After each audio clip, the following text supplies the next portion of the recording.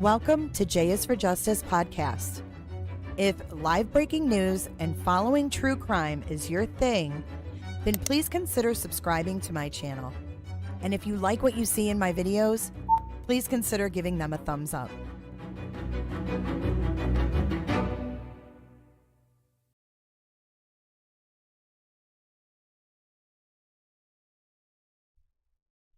Good morning, everyone. Welcome to Coffee and Crime with Jay. Ooh, we got a lot going on this screen this morning. Hey, Miss Nightbot has been a member for 15 months. Thank you so much for your support, Miss Nightbot. Welcome in, everybody. Let's get caught up on this case today. What do you think? We've got Lawyer Lee's timeline to go over. We've got a lot to go over today. 8 months for Sherry. Good morning, Coco. Cuckoo for Cocoa Puffs. Sin and Angie B. It's good to see you. Are you feeling better, Ange? I sure hope so. I sure hope so. Captain Ganja is in the house. Space Fairy FM. Oh, from my stomping grounds. Hi, Jay. I went to Blake's Orchard for the haunted hayride in Romeo last weekend. That's so awesome. I'm so jealous. Wop, wop, wop, wop. I'm so jealous. Well, happy Tuesday. Happy Tuesday. You're still coughing. Good morning, Incognito Potato. Space Fairy, are you from the area? You must be if you went to Romeo, but I love that. This is a reminder, too, to go on Top Chat. And if you haven't hit the thumbs up, please do so now. It's so good to see everyone this morning. Good morning, Peaches. Hi, True Crime. Good morning, Pam. Good to see your lovely faces. Kels, hello, beautiful. Hello, Sherry. Lisa was at Blake's last weekend, too. It is that time of year. So fun. I just love I miss that. Oh, you're from Holly. Nice. Okay, so random fun fact. I used to ski on the ski club in junior high at Mount Holly and Pine Knob. Hey, from the top of Mississippi. Mississippi. Oh, I'm in rare form this morning. It's so good to see all of you guys in the chat. We got lots to go over today, and I'm hoping that we have enough time to get to talking about Ron Logan a little bit, because there's a lot to unpack here. And, you know, Lawyer Lee, I watched, I didn't get through all of it last night, so we're going to be doing like the past couple days, a little bit of yesterday, but just the important parts that I found. But Lawyer Lee, I can't remember what I was going to say now. But Fenton coming in hot. Yeah, you guys are neighbors. Crazy. So we've got Fenton and Holly in the house. And then here comes Tim from Sebawang. I know we're going to go deeper with Ron Logan. I would love for Potato to join me for that, though. If you guys could all like talk her into it in the chat, because Potato is all over this Ron Logan thing, and I want to hear Potato's take. And I don't know a whole lot about Ron Logan, but I have watched some interviews with Ron Logan. She says she'd love to. She says she doesn't even need to be talked into it. She says, bring it all in. Sin. Exactly. Right. And that's what I want to show. He's wearing the same thing. And then they show him walking and he's kind of limping like Bridge Guy. It's weird.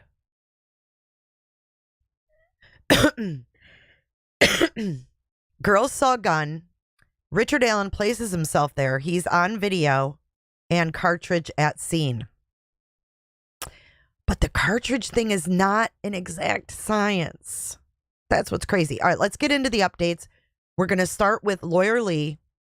Let's just start playing my highlights. I love her voice too. Good morning, UA. Good to see you. Lucy, good to see you. You got 3 days off. Good for you. Which videos, Kels?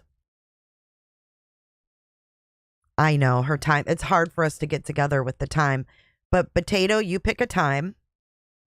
Anytime. Other than this weekend, because I'm going to have my grand this weekend. But I'm down. I want to know more about Ron. I want to, dive into that. The videos of the bridge guy? I'm confused. Good morning, Olip. Pop-Tarts for everyone. The breakdown videos. Oh, I have not yet.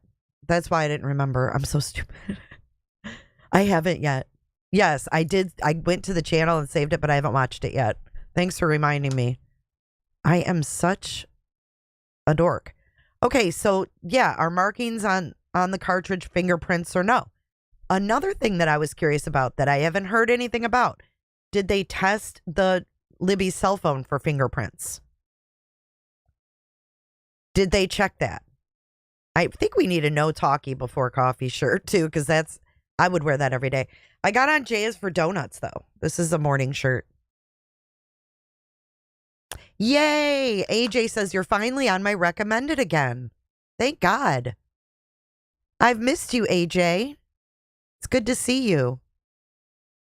I know Discord's gotten a little crazy. It's a little weird over there, but I appreciate you guys. Melissa B is here too. Hi, Scotty Dog. All right, guys, let's get into Lawyer Lee. This is going to be our first, it's just random clips. So it may start and not make a lot of sense, but just keep your listening ears on and we'll walk through it together. He believes the words that are said are guys down the hill. There was an objection. The prosecutor asked him, what do you believe the male is saying? 100% objectionable. I think I couldn't believe that was allowed. The objection was unduly suggestive. And yeah. And also it's the province of the jury to decide what he says, but he gave his opinion, guys down the hill. One of the things they've been talking about in the trial was girls down the hill, and no one had heard that before. And this witness said guys down the hill. Okay. The enhanced images, are changed, he said, and he did take some sounds out in order to enhance it, background noise and so forth. He filtered out. The next witness, Riley Voorhees, lived in Delphi in 2017. This is what I wanted to listen to. So Riley is a teenager who went to school with Kelsey German.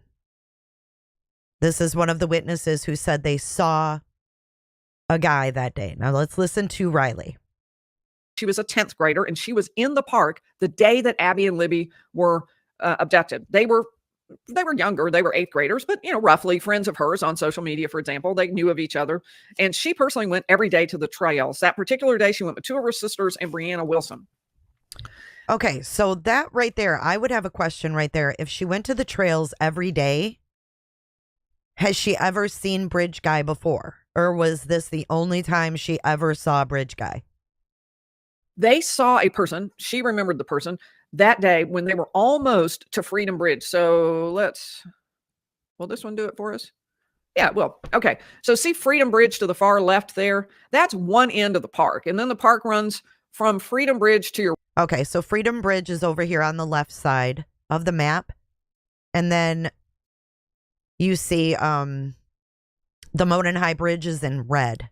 And there's a white arrow. It might be a little bit blurry for y'all, but you get it. I mean, the Freedom Bridge is where the people park and get on the trail over there. And that is where Abby and Libby were dropped off that day and got on the trails.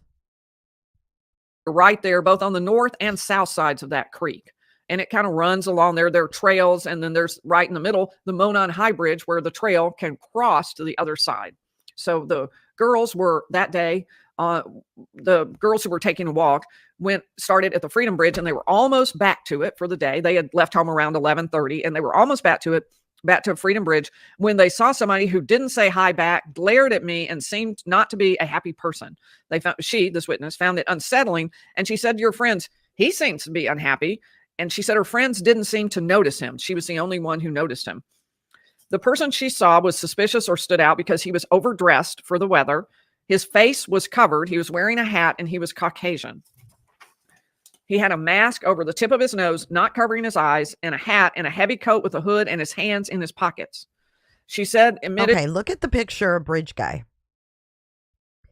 Is that a mask down? Like, did he pull a mask down around his neck? Does that look like a mask bunched up there? Maybe. She had seen the Bridge Guy image. It was widely distributed, and it's just weird because what kind of mask? Because this was pre-pandemic. So what kind of mask would he have had? Because at first I was thinking a COVID mask, but I'm like, wait, this was way before COVID. So I don't know what to make of it. It could be one of those, that you wear when you're, what do they call those? And they go around your neck, like the guys wear them. I don't know what, they didn't say what kind of mask. That she realized as soon as she saw it, she said that it was the man she saw on the trail. Now, the cross-examination, wow, I'll just kind of take you through it. The witness said she had to be home by 2:30. She had to be at her friend Bree. So she was at her friend Bree's house, dropping Bree off by 2:20. So she could be home by 2:30. So that meant she would have gotten to the opening there at the end of Freedom Bridge, right where the trail ends there, at about 2:15 p.m., she said. So the man had to have been there before that. And whether he was leaving or not, that may be debated. He was this is what she said in her statements. He was in all black. She said he seemed dark, maybe because of his unhappy behavior. She told Steve Mullins, I don't like that, Potato. Potato has a really good point, you guys. She said it reminds me of the reports of someone looking in the windows wearing a ski mask, and that was Keegan Kline. We still have heard nothing about Anthony Schatz. We've heard nothing about Keegan Kline. They went through the forensics of Libby's phone and nothing about fucking Anthony Schatz. The reason allegedly they were at the bridge to begin with was because there was a meeting. And then we know from Keegan Kline's trial or from his court case documents, that there was someone using Anthony Schatz's account and said that the girls didn't show up. So if the girls were supposed to meet Anthony Schatz at the bridge, and the Anthony Schatz account is saying, oh, they didn't show up, make it make sense. Now, Brooklyn, I saw that in Lawyer Lee's chat last night, that Kelsey spoke with Anthony Schatz. Do you know where she said that? Because that was the first time I have heard that. The videos that I sent you makes me lean towards Richard Allen now. Oh, wow. I can't wait to watch those. How do we know that Kelsey spoke with Anthony Schatz? Did she speak with him through her phone, through Libby's phone? What's up with that?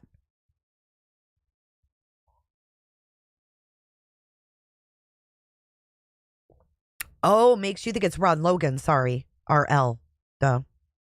Ron Logan.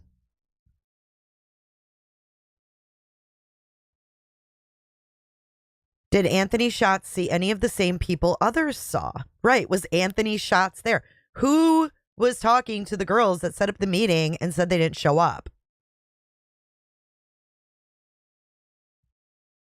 I don't know if it was said how she spoke with him, but she allegedly lied about it. Story keeps changing. Well, good morning, Paul Meadowbug. Good to see you this morning. All right, let's get back to Lawyer Lee. Law enforcement, one of the lead investigators, Steve Mullen, that the man was wearing a black hoodie, pants, a mask, and a face covered by black cloth. And the defense pointed out that cloth. She could only see the man from here to here. So that's not exactly a great way to identify somebody when all you can see of them is that much. Just upper part of the nose and the eyebrows and the eyes. So in 2017, she gave a statement to law enforcement, and the defense went through this, in which she said the person she had seen, the man, was in his early 20s or 30s, was a bigger build, was muscular, and had dirty blonde hair sticking out of the hoodie that was curly. That is kind of, if you were to put Richard Allen on one end of the spectrum and that person just described on the other end of the spectrum, they are way miles apart. Curly what? Now, I know a lot of people think there could have been two perpetrators. But what are the odds that not only one perpetrator, but two are going to leave no DNA behind? They're going to leave no evidence of themselves. Now, one disturbing thing that did come out is that there is unknown male DNA on the girl's genitals, outside of their genitals. No sign of SA, but there was unknown male DNA, but not enough to be conclusive. Make it make sense. How can there not be enough to make it conclusive when we can take a sheath that has a minuscule amount of DNA in the snap and nail Brian Koberger with it? All of this shit with this DNA, when you hear these DNA results, you're going to be like, what the fuck? There's no rhyme or reason to this. Oh, we couldn't. Everything they tested that we were wondering about, it seems like they say, oh, there wasn't enough. It was inconclusive. There wasn't enough DNA to test it. Good morning, Sherry Rollins. Good morning, Cricket, Lucid, BZ. I love that BZ mama. I call my granddaughter BZ. Yeah, I don't understand. Can you have, so every female that lives with a male that has her laundry washed with a male has DNA on their genitals? I don't believe that. I don't believe that for one hot minute. I think we would have seen this happen in other cases if that was true. Like other cases where they tested people for SA and DNA, we would have heard at some point in time that if you wash your clothes with a male, you're going to have male DNA on your genitals because of your underwear. I just don't buy that. I'm not buying it. Are you?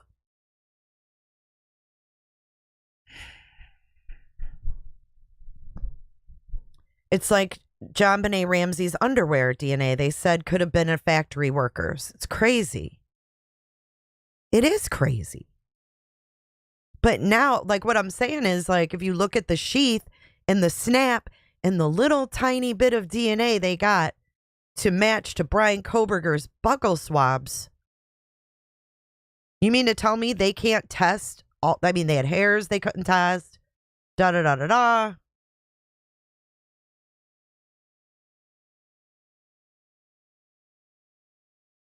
Right. Will it be the same for a man?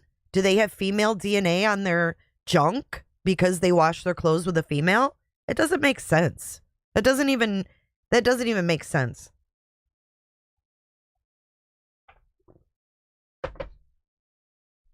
Okay, we're going to get into a little bit of that, Cricket, of what Richard Allen said in his interrogation at the end of this spectrum, and that person just described on the other end of the spectrum, they are way miles apart.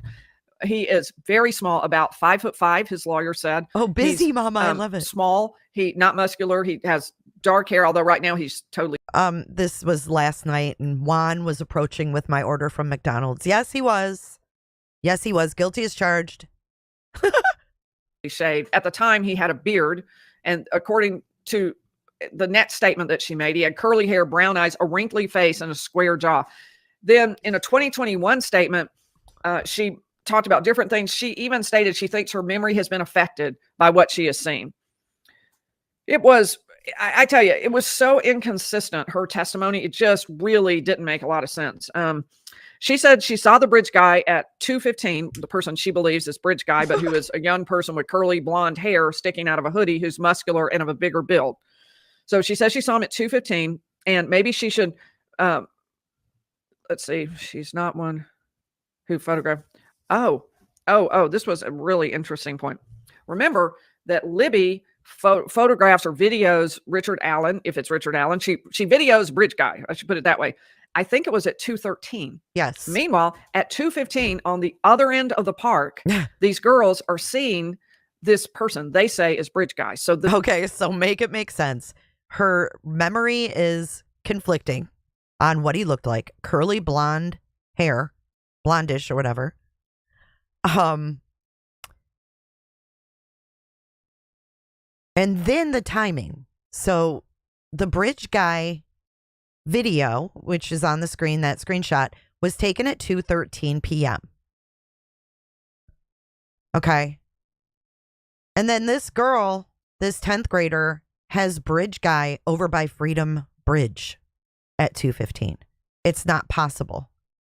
It's not possible.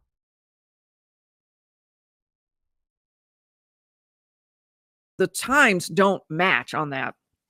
And though it was a little odd to me, they didn't lean into that and say, well, this was absolutely Richard Allen. Don't you think this is exactly who you saw? Because then they have him at 2:15 and he's on the other side of the park when the video is being made by Libby. And I have to double check my time. I think that's what it was 2:13. She asked the question about 2:13. The witness's explanation was, well, she'd just never been asked to estimate stuff before. She was young, that she saw a bridge guy in the media and she was certain it was the man she had seen. That the pictures, she admitted the pictures she saw might have influenced her memory, but now she is positive the man she saw was bridge guy. And the defense just said, okay, you say bridge guy, right? And she said, yeah. And they said, okay. And they showed a picture of bridge guy. He's wearing a lighter jacket, not light, but like light blue maybe, and jeans. And they said, you said he was wearing black jeans, a black jacket, a black hat, and a black mask. Oh my God. None of those are on bridge guy. So that was the way the cross-examination went. The next witness. She didn't see bridge guy. I don't think that girl saw bridge guy. She couldn't have. The timing's wrong. The clothing's wrong. Everything's wrong. Brianna Wilbur, also there that day with the first witness, Voorhees, and it's talked about at 12:43 taking a picture of the high bridge, and then at 1:26 on their way back taking a picture next to one of the benches. More signposting of the time frame when they were in the park. That someone caught her attention on the way out. It was a warmer day, but this person was wearing too many layers and a deer jacket. I'm not sure what that is. What's a deer jacket? Is that like camouflage? What in the hell is a deer jacket? And why aren't they asking in court? Like, why aren't they asking her to be more descriptive? Is that camo? Oh, deer brand. Okay. I thought it was Carhartt jacket.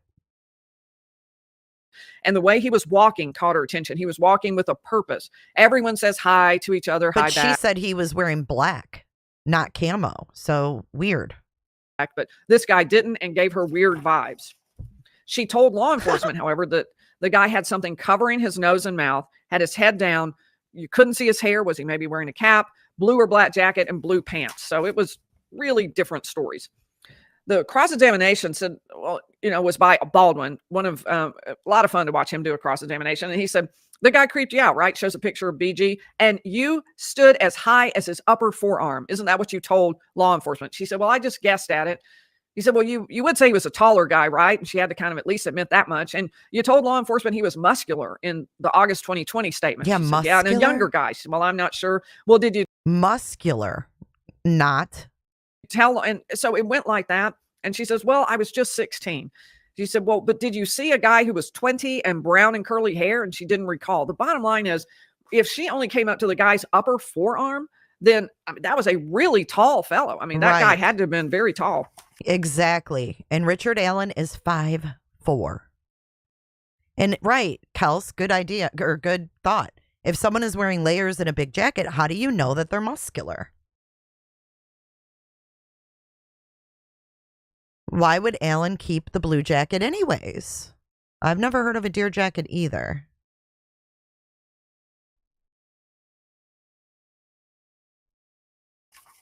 I mean, Richard Allen is unusually short.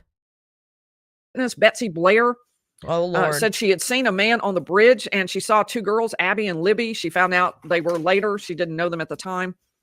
At least I don't think she knew either of them. She may have known Libby. I don't think so, though. Okay, she saw an image of bridge guy from the image from Libby's phone and said, I recognized him as the guy I saw on the bridge. She saw him 50 feet away, and he looked at me like he was expecting somebody or something. And I felt like he wasn't looking for me, so I turned around.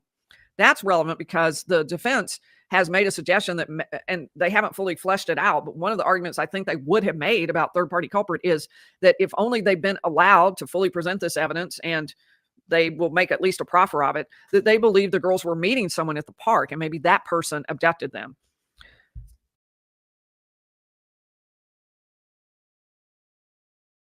Oops, sorry, I was muted. We know who they were meeting at the park. They were meeting Anthony Shots. Freaking Anthony Shots. And it still doesn't come up? Crazy. I mean, why is this not part of the story? Like, they start the story at Abby and Libby asked their grandma to take them to the bridge. That's where they start this story. When they should start the story the night before, right? When Abby and Libby are on Instagram or Snapchat sending videos to Anthony Shots. It's crazy. They at this point, she said she'd already mentioned sketch once in the direct examination, and now she was asked. They asked you to identify the person, and it was hard, right? This is her first mention. And the prosecution asked that, and she said, "Yeah, they asked me to do a sketch." Huge issue for both sides because the prosecution has gotten the judge to rule out the sketches that were made by an artist. The defense asked for that. They wanted one sketch in. They didn't want both primary sketches. And in fact, there ultimately were 4 different sketches, all of which looked, in my view, wildly different. None of them looked exactly the same. So on cross-examination, she stepped into that again, the sketch issue. The cross-examination asked, well, you recognized he was in his 20s or 30s, right? And had brown, poofy hair. And that you said he was more boyish looking and beautiful in appearance. He was of average height. He didn't seem short. He had no facial hair. Didn't see a hat on him. So you can see these are just all contradictory with each other, and they're contradictory with Richard Allen. The prosecution is trying to make all of these into one person, Richard Allen. None of these descriptions seem to fit Richard Allen. And I need to rewind that part. They wanted one sketch in. They didn't want both primary sketches. And in fact, there ultimately were 4 different sketches, all of which looked, in my view, wildly different. They do. None of them looked exactly the same. So on cross-examination, she stepped into that again, the sketch issue. The cross-examination asked, well, you recognized he was in his 20s or 30s, right? And had brown, poofy hair. 20s or 30s. Brown, poofy hair. Which they said could have been a hat instead of brown, poofy hair. And you said he was more boyish looking and beautiful in appearance. He was beautiful in appearance. Why would she say that? Why would she say beautiful in appearance? The only person that I can even remotely go to beautiful in appearance is a picture, and I don't know where I saw it. Some of you who have followed this case for a long time may remember.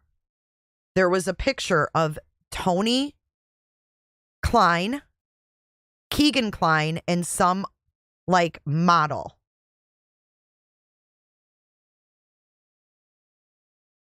Do you guys remember that? Picture of Keegan, his dad, and some like model, or I don't know if the picture was taken in Vegas. Let me see if I can find it. I probably can't. But they're posing like they're at a concert or something. And remember, Keegan said that he was working he was doing music or some shit. Somebody's got to remember that photo.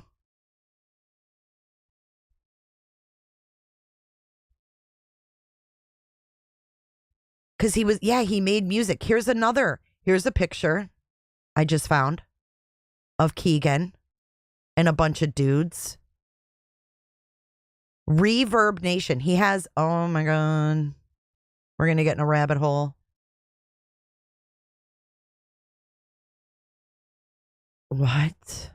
He has a music page. I feel like I've seen this before, but look. It's been a long time. Keegan Kline, Kokomo, Indiana. Check out my music. Vocals, 2013 to present. I press play, but it's not doing anything. Ugh. Weird. Here, I'll show you the photo I was talking about.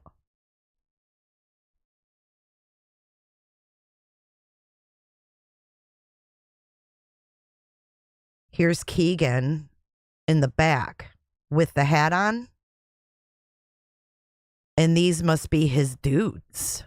So who are these guys?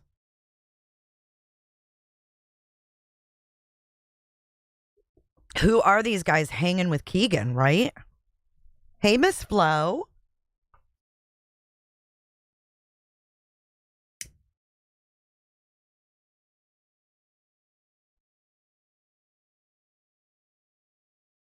Yeah, the guy in the gray kind of looks like sketch number 4.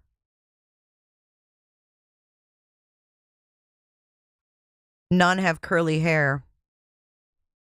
Yeah, it's wild. There's that one picture, though. I wish I could find it. I'll keep playing this and I'll keep looking for it. He was of average height. He didn't seem short. He had no facial hair. Didn't see a hat on him. So you can see these are just all contradictory with each other, and they're contradictory with Richard Allen. The prosecution is trying to make all of these into one person, Richard Allen. None of these descriptions seem to fit Richard Allen, and they don't even match with each other. So that's going to be a serious challenge. Okay, hold up. I found it. It's still online. Here. Who is this guy? And this shows you more of what Keegan looked like back then.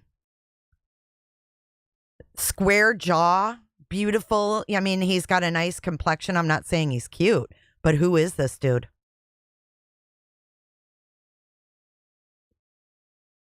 Have you guys ever seen this? He's an actor. Does anybody know where they were or who this is? Mrs. Smith, thank you for being a member for 5 months. I appreciate you so much. Steve O? Steve O from Jackass. Oh, I don't know who that is. I've never seen him before.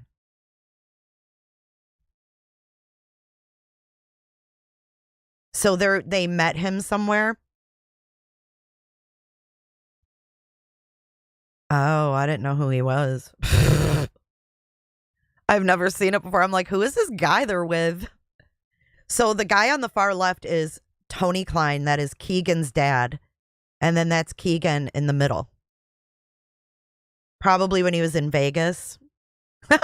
I didn't know. I just remembered them being posing in this picture. I was like, who is that guy?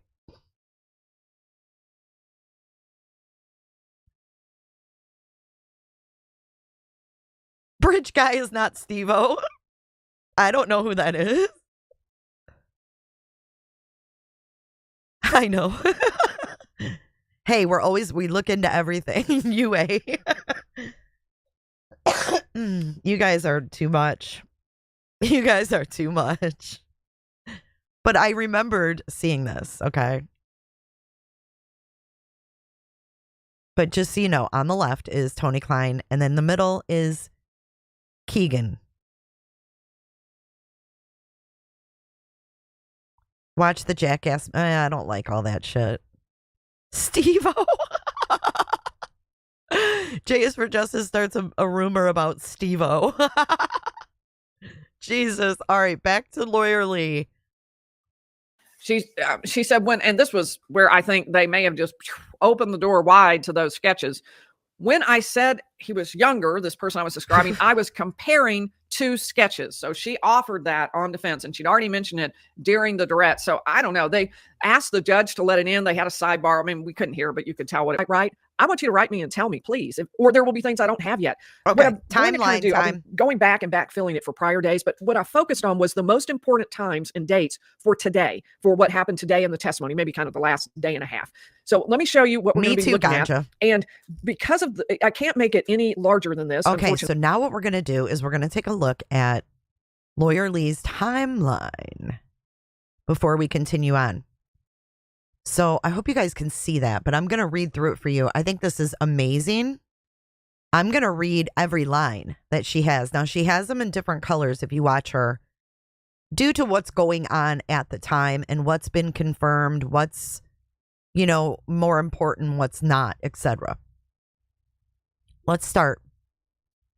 11:53 a.m. Ron Logan drops off large black trash bags at the transfer station in Delphi. 11:58. Ron Logan leaves the transfer station. 12:43. Bree Wilbur takes a picture of the Monon High Bridge as Riley Voorhees and Anna Spaeth are on the trails. They encounter an older man who glares at them. They say hi, and he doesn't respond. 1:26 p.m. Bree Wilbur takes a photo as they are leaving just east of the Freedom Bridge. 1:27 p.m.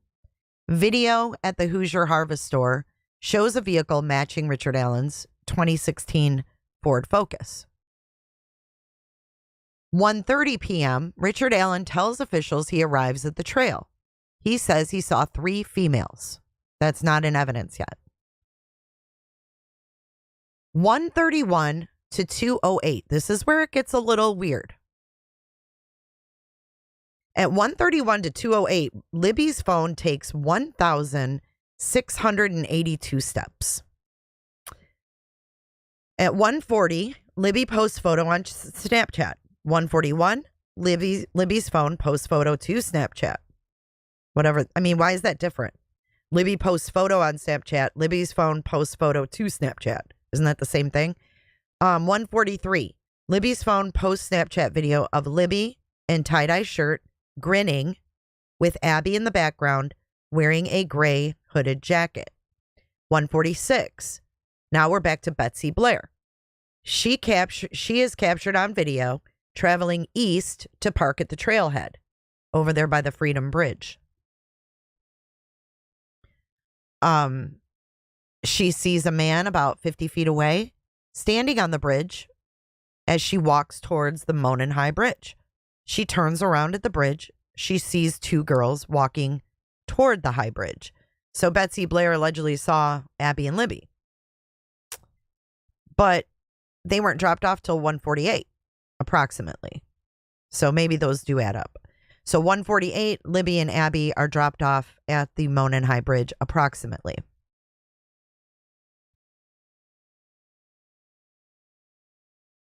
1:49 p.m., video from the Hoosier Harvest Store captures a white car matching Kelsey German's vehicle westbound, leaving on the road, running past the Mears entrance to the trail. So she's dropped them off.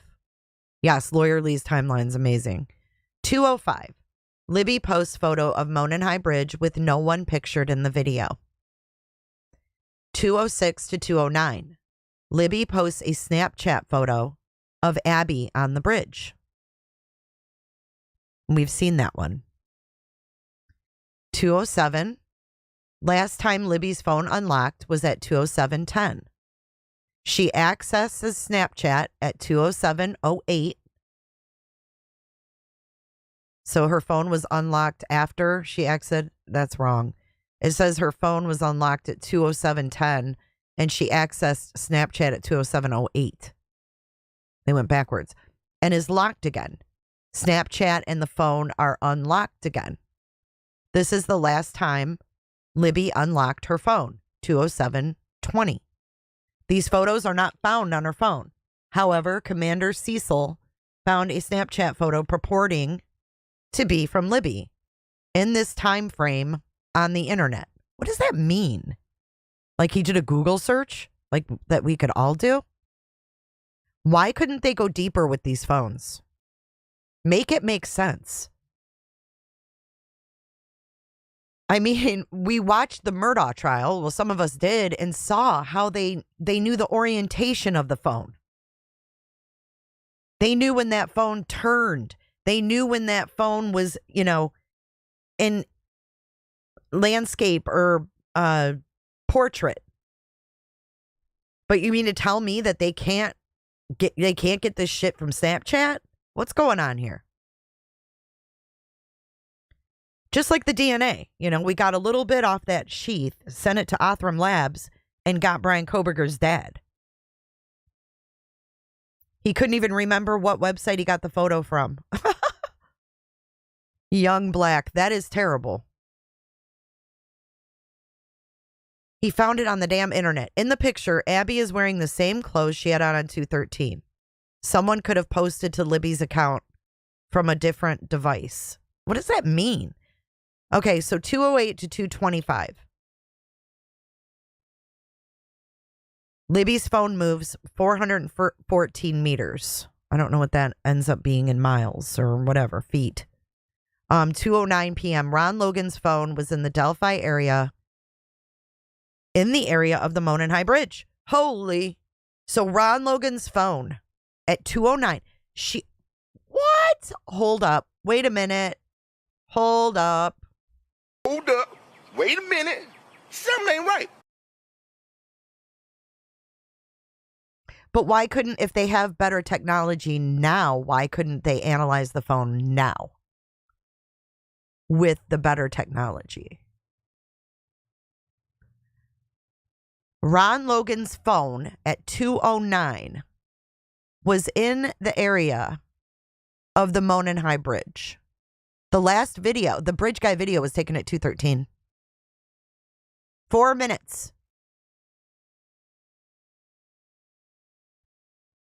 4 minutes. Make it make sense to me.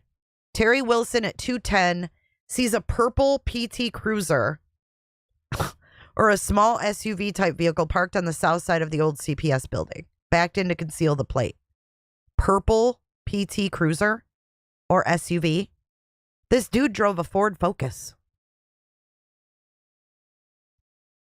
This dude drove a Ford Focus that was black. Purple PT Cruiser. 2:13. Libby captures a 43-second video showing Abby walking on the Monon High Bridge toward Libby while a male subject wearing a dark jacket and jeans walks behind her. And a man says, "Guys, down the hill."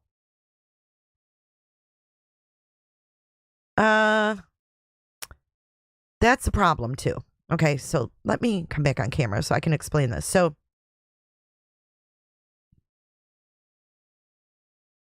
hold on. Okay, so they take the picture. Remember, she's standing at the end of the bridge. They just crossed it. She takes a picture from the opposite end where they just crossed, right? She's taken the picture, bridge guy, or the video. She's got her phone and it's moving around, it's facing down. It's up because she's trying to do it covertly. Well, then you hear someone from behind Libby say, "Guys, down the hill." How could, okay, now listen, the FBI had to analyze Bridge Guy's video and enhance it to the point where they could see him. The people in the courtroom said they couldn't even see Bridge Guy when they played the regular video that Libby took. Okay, so the video she took, he was so far away, you could barely see him. This is super duper enhanced. They removed background sound. They did all of this stuff. This guy was so far away, yet you can hear him say, "Down the hill." And he's somehow behind her saying it? When did he get behind her if he was crossing the bridge and she took his picture? Who the hell was behind her? It's like they were sandwiched. someone was already over here, came up behind them, and then someone was coming over the bridge. It's almost like they were trapped by these two people. Because you wouldn't be able to hear a bridge guy if he's that far away, that the FBI had to enhance it. It doesn't make sense.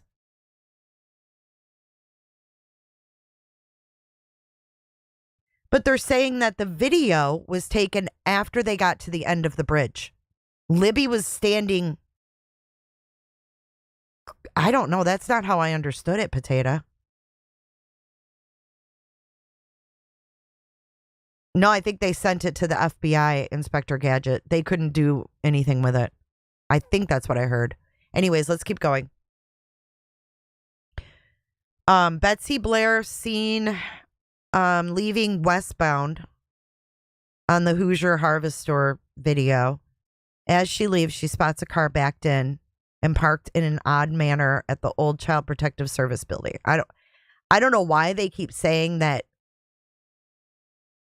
I don't know how you could run that bridge, though. Is the image of bridge guy just an image? Yeah, I don't know. Did they Photoshop it on there? I don't know. It looks weird. The background compared to him. Knowing it was that far away and it's enhanced, God knows. Yeah, that's how Hidden True Crime explained it. She did. That they were standing and the voice came from behind and bridge guy was still on the bridge.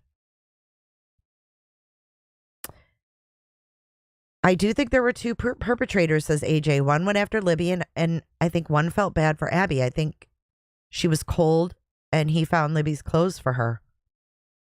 Interesting theory. Some people are saying it's a fake photo.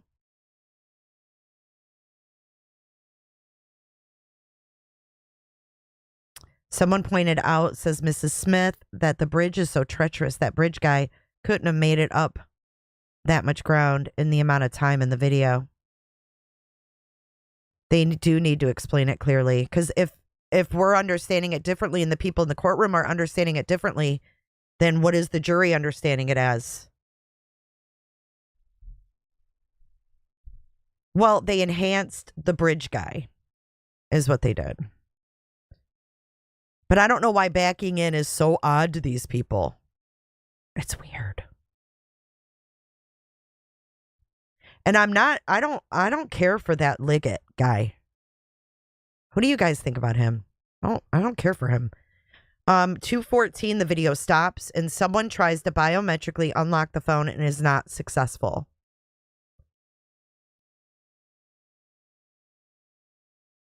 So 2:31 to 2:32, Libby's phone registers 2 floors, 20 feet.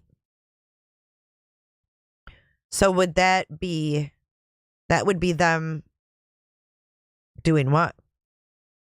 Because if you go back here, they went down the hill at 2:14.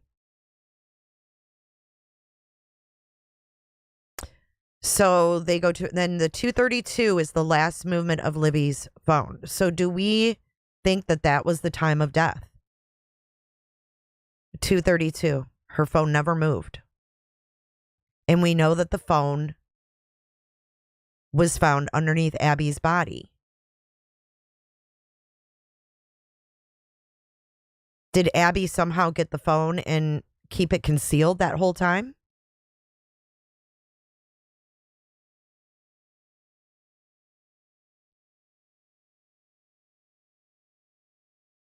And then the DNA under their nails did not match Richard Allen.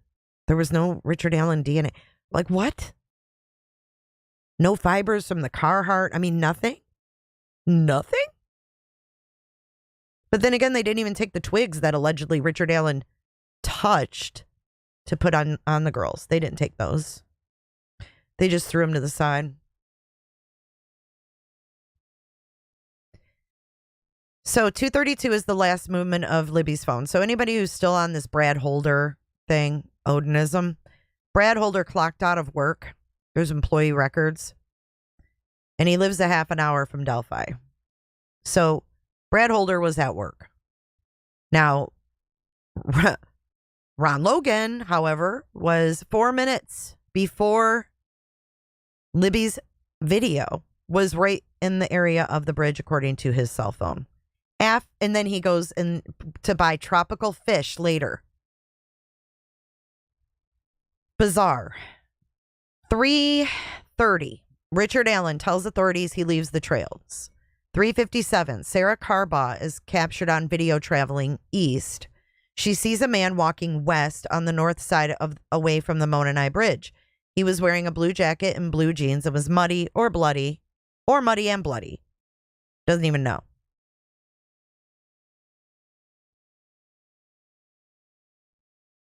Pooh Bear, yes, I think they were ambushed. And I want to know who set up the meeting with Anthony Schatz.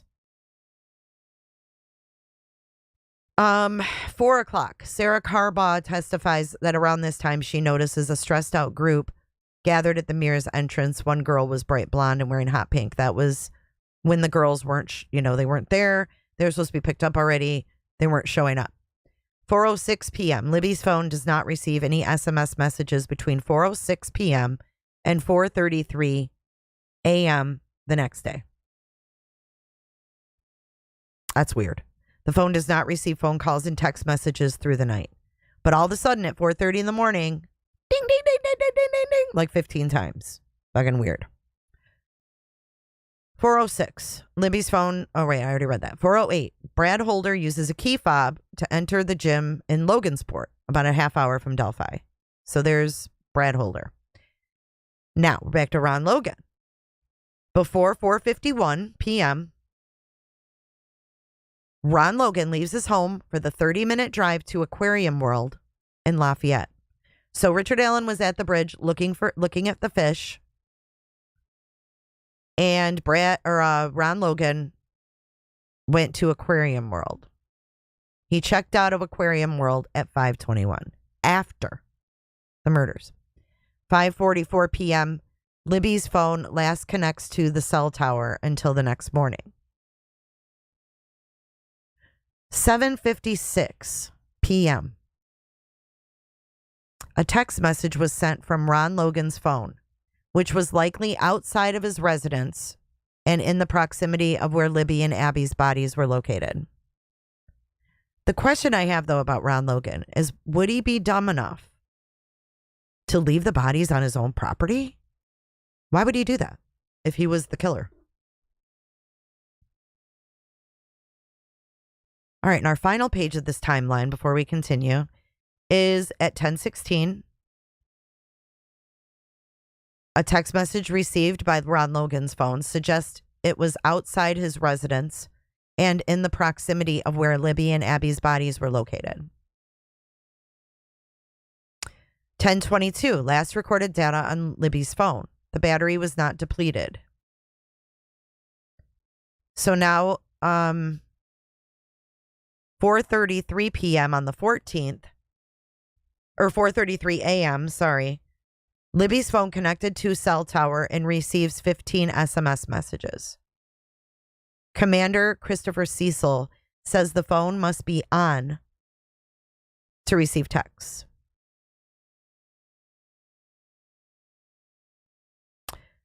Weird.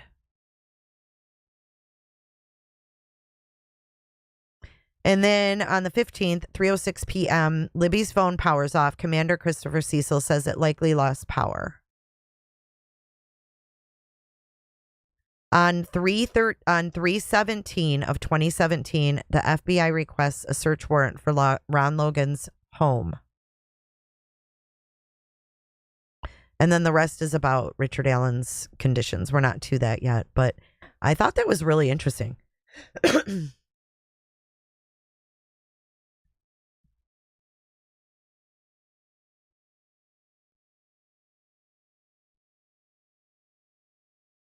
I should have shared. Sorry, I wasn't sharing all of that, but here, I'll go through. You guys can see it. Sorry, I didn't have it pulled up before. But let's get back to our clips. Definitely. So I'll have to leave it like that. Does that? Yeah, that's fine. Okay, so I have to leave it like that. What I want you to focus on is the yellow. That's information that was important today. I put super important times in red, and we're going to be focusing on the day of the crime, the day that Libby and Abby were abducted. It was February 13th, 2017. So we know that one witness, Bree Wilbur, took a photo as she and a group were leaving, and she was just east of the Freedom Bridge. Now, she says she saw Richard Allen there at, well, she says she saw Bridge Guy there at the park. And the prosecution, of course, believes that Bridge Guy is Richard Allen. At 1:27 p.m., there's video at the Hoosier Harvest Store that shows a vehicle matching Richard Allen's 2016 Ford Focus. That's all important because it needs to fit the time that he says he arrived at the park. He initially had said he was there from 12 to 1:30, but during questioning from the police said between 1:30 and 3:30. So I put that time in there. Richard Allen told officials that's when he got to the trails. He admits he was there. He says, yeah, I was there and I didn't see the girls. I saw 3 girls, but I never saw Libby and Abby, and I didn't know them and I didn't have anything to do with their abduction. I was just walking around at the park, taking a walk for the day. So then I'm combining this with some of the information we got yesterday. So Richard Allen says he arrived at the trails at 1:30. That fits with the video at the Hoosier Harvest Store, which is right across from the entrance of the park or very near it, and showing a vehicle matching Richard Allen's 2016. Important time, probably of all, is that all important bridge guide video. 2:13 p.m. Libby captures a 43-second video showing Abby walking on the Monon High Bridge toward Libby. While behind her, there's a male subject wearing a dark jacket and jeans, walks right behind her, and I saw it today, right behind her, and a man says, guys, down the hill. Okay, so listen to this again. She's explaining what we just talked about at the end of the bridge. Let me go back a few seconds. On the Monon High Bridge toward Libby. While behind her, there's a male subject wearing a dark jacket and jeans, walks right behind her, and I saw it today, right behind her, and a man says, guys, down the hill. Do you hear this? Guide video. 2:13 p.m. Libby captures a 43-second video showing Abby walking on the Monon High Bridge toward Libby.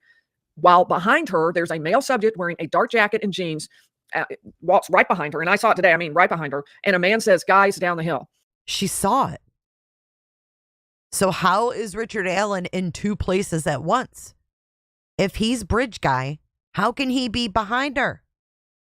So in the little clip that we had seen at court, it looked like the guy was maybe far behind Abby. That is not the case. The guy is right up there near Abby, and a man says, guys, down the hill. So I'm going to give you, there's more transcript, not a lot, but there's some more words back and forth. I'll give you what I think it was the sergeant had looked repeatedly at it. He said over 100 times, and he had an idea, sort of a transcript of what he believed the words were, and the judge allowed him to tell the jury that. So at 2:14, Libby's video stops, and someone tries to biometrically unlock the phone and is not successful. It's not really clear what that would mean or what that would be. Is that somebody saying, hey, no filming, and taking her phone and then trying to open it and realizing it's locked? No, Lauren with Hidden True Crime said the same thing. Right. So Bridge Guy wasn't far away. He was right behind Abby. I don't know. It's confusing as hell. But Lauren said the same thing. Important time, probably of all. Hey, Capital K. Thanks for being here. Is that all important bridge guide video. 2:13 p.m. Libby captures a 43-second video showing Abby walking on the Monon High Bridge toward Libby. While behind her, there's a male subject wearing a dark jacket and jeans, walks right behind her, and I saw it today, right behind her, and a man says, guys, down the hill. So right behind Abby, not Libby. But he's so far away that they had to enhance. This is weird. That they had to enhance it, but you can hear him in the 43-second video. I wish we could see the whole damn video. So in the little clip that we had seen at court, it looked like the guy was maybe far behind Abby. That is not the case. The guy is right up there near Abby, and a man says, guys, down the hill. So okay, so why would they need to enhance it if the guy was right there? What the heck? I'm going to give you, there's more transcript, not a lot, but there's some more words back and forth. I'll give you what I think it was the sergeant had looked repeatedly at it. He said over 100 times, and he had an idea, sort of a transcript of what he believed. Why are they so scared to show us?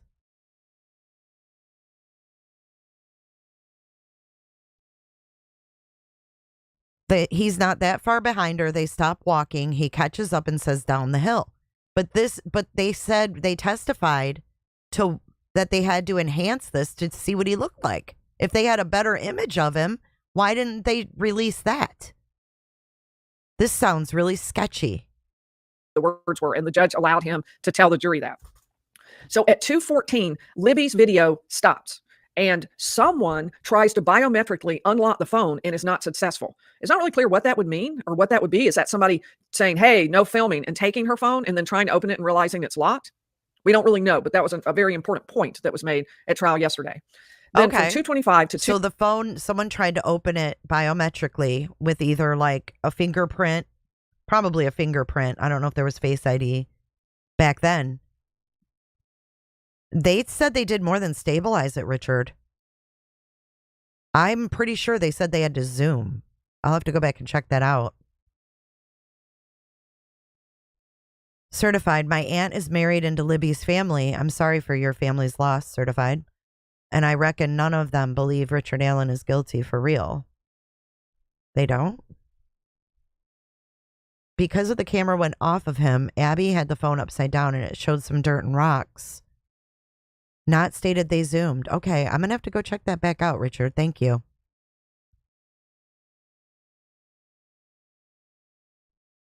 .2:31 p.m., Libby's phone moves 68 steps and 50 meters.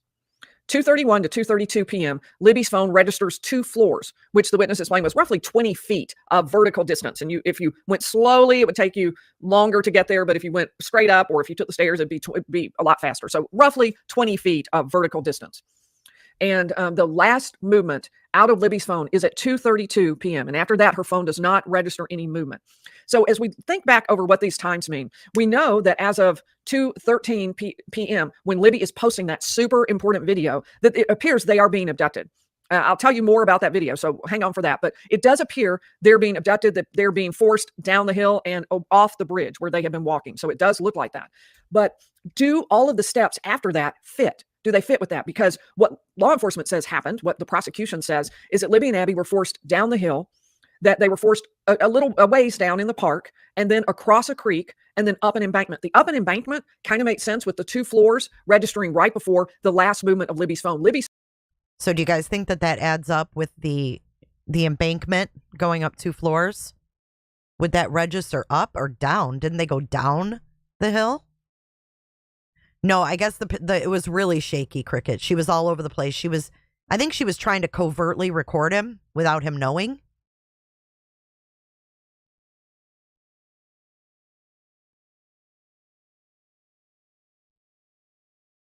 And they could have tried to open it with, Libby could have tried to open it with her finger and was nervous. And it didn't work. That used to happen to me all the time. All the time. If she was held at gunpoint, says Steve, wouldn't they make her log into the phone if they wanted access?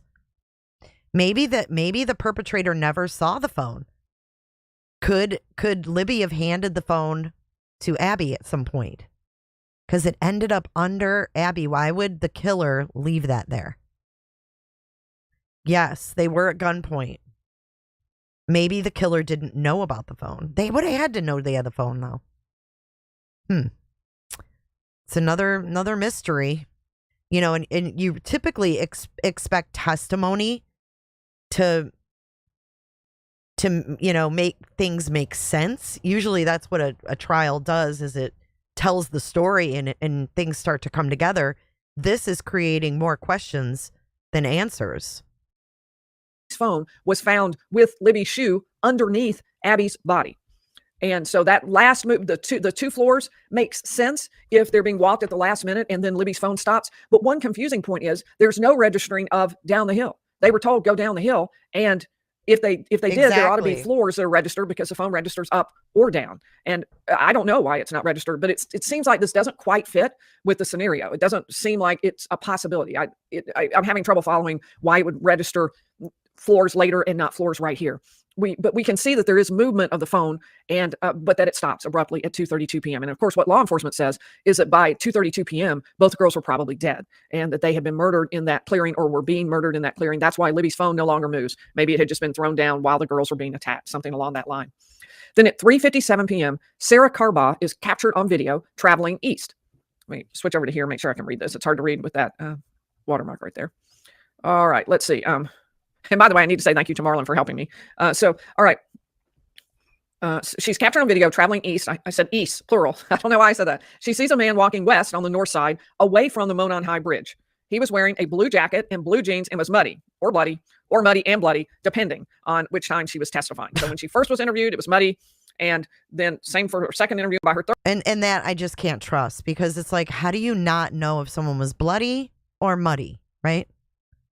Third interview, it was bloody, and that was all that she mentioned. She mentioned it was like hogs being slaughtered, although she had never slaughtered any hogs. So now she says it's muddy and bloody. It was both of those, and that's what the man looked like who walked past her. At 4 p.m., she said that around this time, she notices a stressed out group gathered at the Mears entrance to the park. One girl was bright blonde and wearing hot pink, and of course, we know the Mears entrance is where Libby and Abby had been dropped off, and by somebody else that was in line. Okay. That Becky.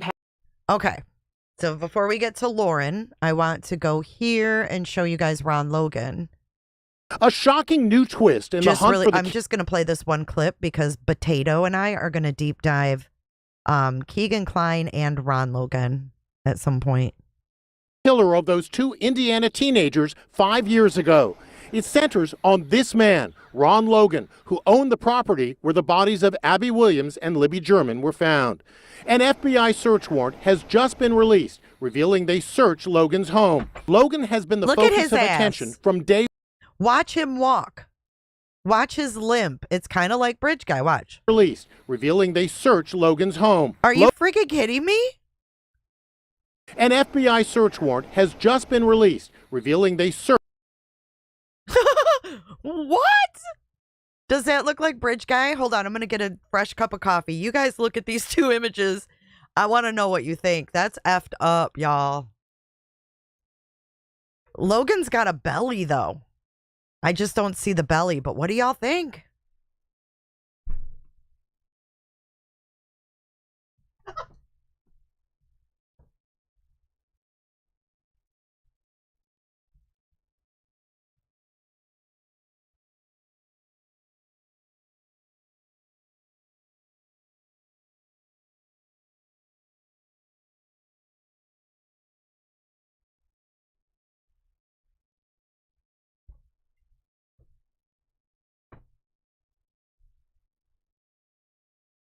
Bike account is laughing at me about Steve-O. Okay, so his ex said he was a really mean person too. I will, Kels.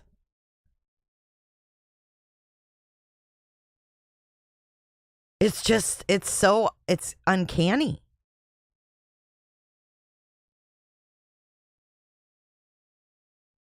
Well, no, Richard, no, most exes don't say that. I never say that. I never say I was beaten if I wasn't. That's true, Kels. In hindsight, you'd be like, oh my God, that was blood. But your mind wants to make it, mud. Richard, you're such a negative Nelly. I know, look at the jeans, y'all. It's weird. Most exes are nasty, awful. I'll give you that, Richard. Search Logan's home. Logan has been the focus of attention from day one. Inside Edition Stephen Fabian interviewed him in 2017. You just cannot believe this terrible thing that happened to the community and the families actually happened here on my property in my backyard. He claimed he had an alibi, buying... We all got jeans like that, Richard? Richard, you need a woman to take you shopping. tropical fish 20 miles away. They do, I was Chris, not home right. during the time that all this was happening. I was in Lafayette. And I didn't get home till approximately 6:30 in the evening. No, you weren't in Lafayette because we just went over the timeline, remember? Oh, let's bring up Lawyer Lee's timeline. Now, conveniently, this dude is dead. He died of COVID. But if we go to our timeline, Ron Logan's phone at 2:09 was in the Delphi in the Delphi area, in the area of the Monon High Bridge. Okay. He wasn't in Lafayette until later. Look. Ron Logan left at 4:51 to go to Aquarium World.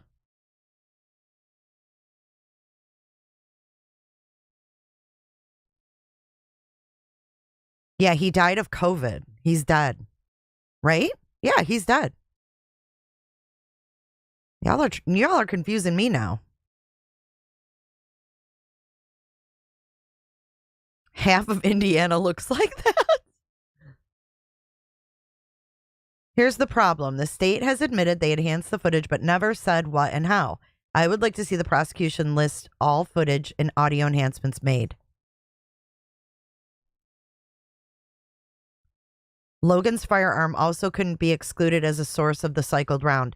Do you know that the state's witness was cross-examined and admitted that they don't use ballistic testing because it's not reliable?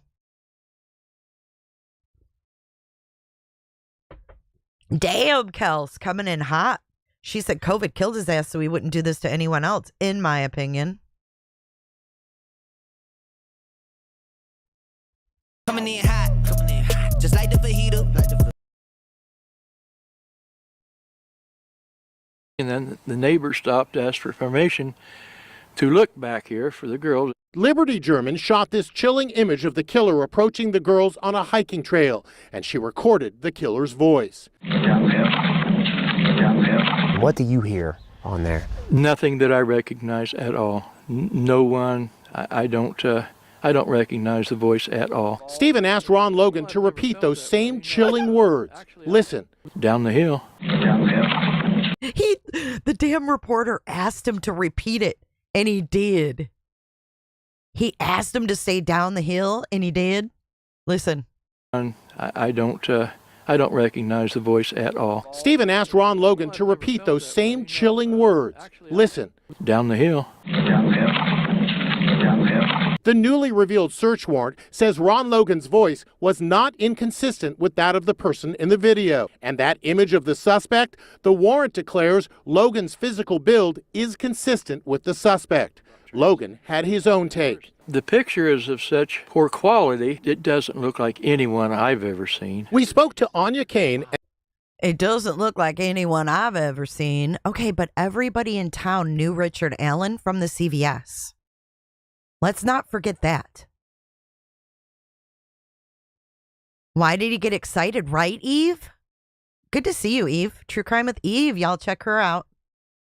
And Kevin Greenlee of the true crime podcast Murder Sheet. They obtained the warrant. I'm not necessarily convinced that Ron Logan was involved in this. Some of the circumstantial evidence against him is intriguing and should absolutely be looked at. Why do they look so crammed on that couch together? It's like they're both squeezed on a chair. This is the Murder Sheets podcast creators. Some of the circumstantial evidence against him is intriguing and should absolutely be looked at. Logan is now dead, reportedly of COVID. He was never charged in the case, and it is unclear whether he was ever considered an official suspect. Isn't that wild? I'm going to play that again. You guys tell me if you think it sounds like him. Same chilling words. Listen. Down the hill. Chilling words. Listen. Down the hill. The new words. Listen. Down the hill. To repeat those same chilling words. Listen. Down the hill. Thank you, Ashley. All right, let's get back. We're going to get back to Lauren. This is Lauren with Hidden True Crime. She has also done an excellent job. Yeah, he said down the hill like a question. He deliberately said it wrong almost. Same chilling words. Listen. Down the hill. Yeah, he made it sound in a different tone. Down the hill? Like the other guy's like down the hill, like directing. Words. Listen. Down the hill. Yeah, he does have that limp. Here, watch him walk again. And they made a mention, or I mean, they did this on purpose. Filming him walking. It's wild.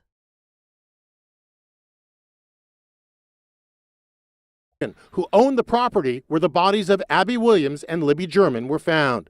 An FBI search warrant has just been released, revealing they searched Logan's home. Logan has been the focus of attention from day one. Inside Edition's Stephen Fabian interviewed him in 2017. You just cannot believe this terrible thing that happened to the community and the families actually happened here on my property in my backyard. He claimed he had an alibi, buying tropical fish 20 miles away. I was not home during the time that all this was happening. I was in Lafayette. Yeah. And I didn't get home till approximately 6:30 in the evening, and then the neighbor stopped, asked for permission to look back here for the girls. Liberty German shot this chilling image of the killer approaching the girls on a hiking trail, and she recorded the killer's voice.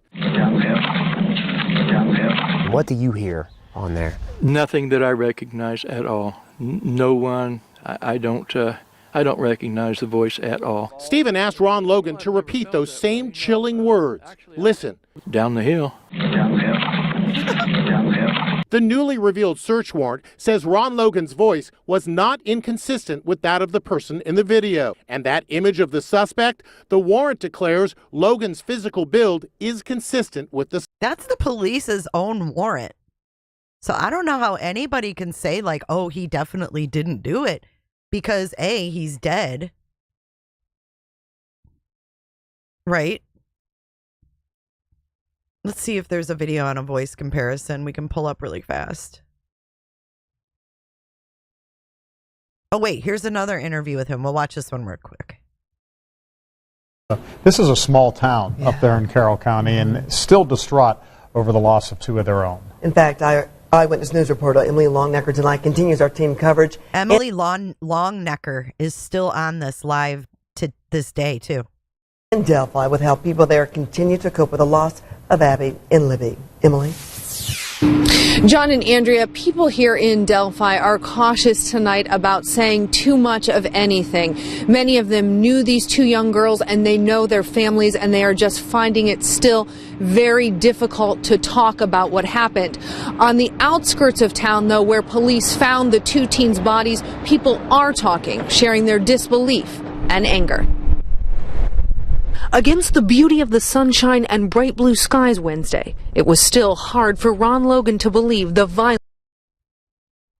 Okay, so what I want you to do, and I'm going to look at your thing in a second, Coffee.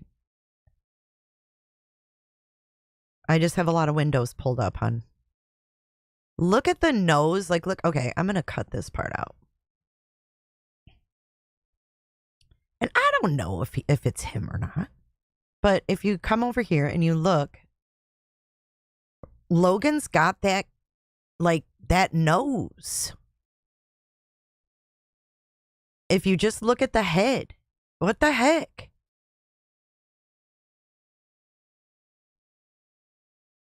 What do you guys think? Get your votes in. Do you think that there, I mean, it could possibly be him. There could be two people. I mean, nothing is coming from any of this investigation into Richard Allen. Nothing. They even lied to Richard Allen and said, "Oh, we've got you on video. We know it's you."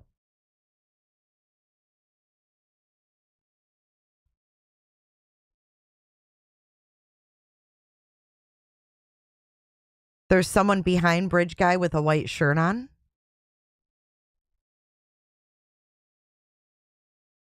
I just think it's really crazy, the similarities. His property, he knows, he knows things out there. I don't know. Violence visited upon two young teens just out for a hike on a day off from school. Who would have thought they'd let their children out to do something special that day, take a trip down, and it turn out with a disaster like this? For 53 years, Logan's lived on the country road near the trail that leads to the Monon High Bridge. People walk up and down it with their children, and oh shit! Yeah, it's quite a nice little trail, and the bridge is real. Never, though, has Logan seen anything like what he has this week: the search for an eventual discovery of the bodies of Libby German and Abby Williams. The area that they were in is very hard to get to. I mean, you can't get there unless you walk there. I mean, so somebody would be walking with them or something. Those are the same kind of thoughts Marvin Sandifer keeps mulling over. His daughter used to hike the same trail. She said, I've seen a couple scruffy-looking guys back in there, but, you know, they never bothered me. They went on their way. Sandifer is anxious for investigators to identify a suspect. I'm not really scared. I'm just worried that it would happen again. That's why he hopes someone knows or saw something on that trail Monday and can lead investigators down the right path soon. I hope they catch him tonight, and I hope they make him pay. And with the release tonight of the picture of that unknown man seen walking on the trail Monday afternoon, people here. So, Coffee sent me this side by side. On the right is Ron Logan. On the left is Richard Allen. Or I'm sorry, Bridge Guy. On the left is Bridge Guy. On the right is Ron Logan.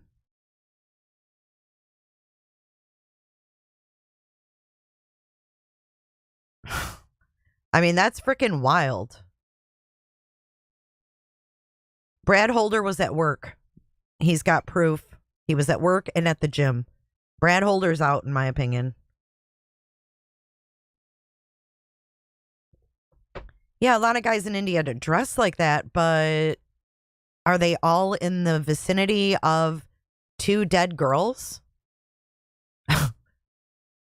I mean, it's wild. Thank you for that, Coffee. That was a good find. How can we tell, though, if Bridge Guy is wearing glasses, honestly?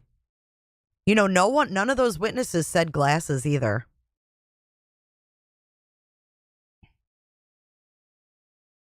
That's interesting, though, about the glasses. Can this guy see without them? Did they investigate Ron Logan? Yeah, but we've seen what their investigations are like. Yeah, but I don't know. It's pretty uncanny, in my opinion. Okay, let's get to Lauren and let's listen to Hidden True Crime. These are the updates from her. Patty brought homemade banana bread to people. So this is about Abby's grandma. Abby's grandmother, I guess her dad made banana bread, and Abby's grandmother brought it to all the people standing in line waiting to go into the courthouse. Hot pink. And of course, we know the mirror's entrance is where Libby and Abby have been dropped off. Homemade banana bread to people standing in line early this morning while they stood in line. Becky Pattigan doesn't have to get here early. She, of course, has a reserved seat every day, being Libby's grandmother. Yet she came early enough to give everyone homemade bread. And she said that the banana bread was made by Derek German, who is Libby's father. So just a few things that are going on in the courtroom. One second. This transcript. And then there's a question by McClellan. Have you memorized this transcript? No, I haven't memorized it. It's 80 pages. So you won't be able then to answer exactly what you said. Is that correct? Yes, that is correct. I will not be able to answer exactly what I said. And then again, on October 26, 2022 interview, you did have Melissa Oberg's information. This is important because the October 13th interview with Richard Allen, they did not have Melissa Oberg's information. Remember, Melissa Oberg didn't even receive the gun until after the search of the house on. Okay, so we're talking about the gun. I'm going to slow her down. Maybe I can't. Oh, I don't know. Oh my God, YouTube has a sleep timer now? That's new. That's new. October 14th, the day after the first interview. So this is what really changes this interview and what's different about this interview than the one 2 weeks ago. And I think that's why they're really emphasizing Lieutenant Holman's knowledge of the gun match. So this interview happens after. And so how did this interview even come? Because this is in Indianapolis, which is an hour away. So Lieutenant Holman explains that Steve Mullen got Richard Allen to come for this interview. And he came with his wife, Kathy Allen, to it was to Lafayette. It was not Indianapolis. It was Lafayette, which is much closer. That's like 20 minutes away, I believe. So forgive me for that. But it was the Lafayette. Oh, interesting. Lafayette. We heard Ron Logan say he was in Lafayette and he wasn't even home, but we're hearing it's only 20 minutes away. Lafayette, Indiana State Police Office. And he came to one of their interview rooms. And So what was your plan, McClellan asks, was your plan to arrest Richard Allen? And he said it was not to arrest Richard Allen. We just wanted to ask him about the cartridge at the crime scene because we had new information about it. And he explained that he started the interview with reminding Richard Allen of his Miranda rights. He didn't like state them because this wasn't a plan to arrest him, but they reminded him of his Miranda rights. And they spoke about firearms, and Lieutenant Holman spoke about his time in the Marines. And when asked why he did that, he said, I was just trying to build rapport with Richard Allen. I had been in the military. I'd been in the Marines, and Richard Allen had been in the military too. He's just okay. So this is about Richard Allen being questioned. Trying to build rapport, saying, yeah, I was, same. Richard Allen explained that he had not shot his gun often. It had been a while.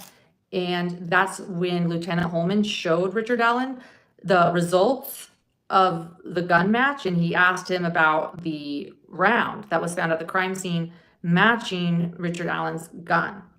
And then Lieutenant Holman asked Richard Allen if anyone had ever borrowed Richard Allen's car. He said no. He asked about his clothing. The way Lieutenant Holman explained it is, I said, look, sometimes I let people borrow my car for a week, and sometimes I let people borrow my clothes and then they don't return them for 2 weeks. Sometimes I allow people to borrow my books. And so he's saying, have you ever let anyone borrow your car? And Richard Allen says, no, I have never let anyone borrow my car. About your clothing, like your Carhartt jacket that you were wearing and the clothes you were wearing, have you ever let anyone borrow your clothes? Richard Allen says, no one has ever borrowed my clothes. I don't lend my clothes out. And then he asked, what about your gun? Have you ever let anyone borrow your gun? No one has ever borrowed my gun before. So they clarified that. And Richard Allen also explained, though, that the day he went to the trail, he admitted again about going to the trail. He was on the Monon High Bridge Trail, and he was admitted to that, and said, though, that he did not have his firearm that day. He just simply said, I do not have my firearm. Again, this is Richard Allen. And so that's when Lieutenant Holman said, well, the gun we got with the search warrant at your house last week matched the round at the crime scene. And Richard Allen denied that again, said, I didn't even take a gun with me that day that I walked on the trail. I didn't have a gun. And then Lieutenant Holman says that he continued to talk about the findings with Richard Allen, and then a comment, and then brought up the comment that Richard Allen had made to Lieutenant Holman during the search warrant. So if you remember, allegedly, Richard Allen stated, it wasn't recorded, but Richard Allen stated to Lieutenant Holman in a previous testimony during the search, when Lieutenant Holman said to Richard Allen, hey, on October 13th, by the way, I can take you to your wife. Are you concerned? Like, she's not detained. Richard Allen stated, nah, don't worry about it. It doesn't matter. It's over. And allegedly, Richard Allen stated that twice that day on October 13th. So that's, again, who Lieutenant Holman is. He was at the search, and he is the one who didn't record it, but heard Richard Allen say that to him during the search. And so Lieutenant Holman decided to ask Richard Allen at this point, 2 weeks later, about that comment. So he asked about that comment, and Richard Allen's response was, yeah, what I meant was the damage had been done.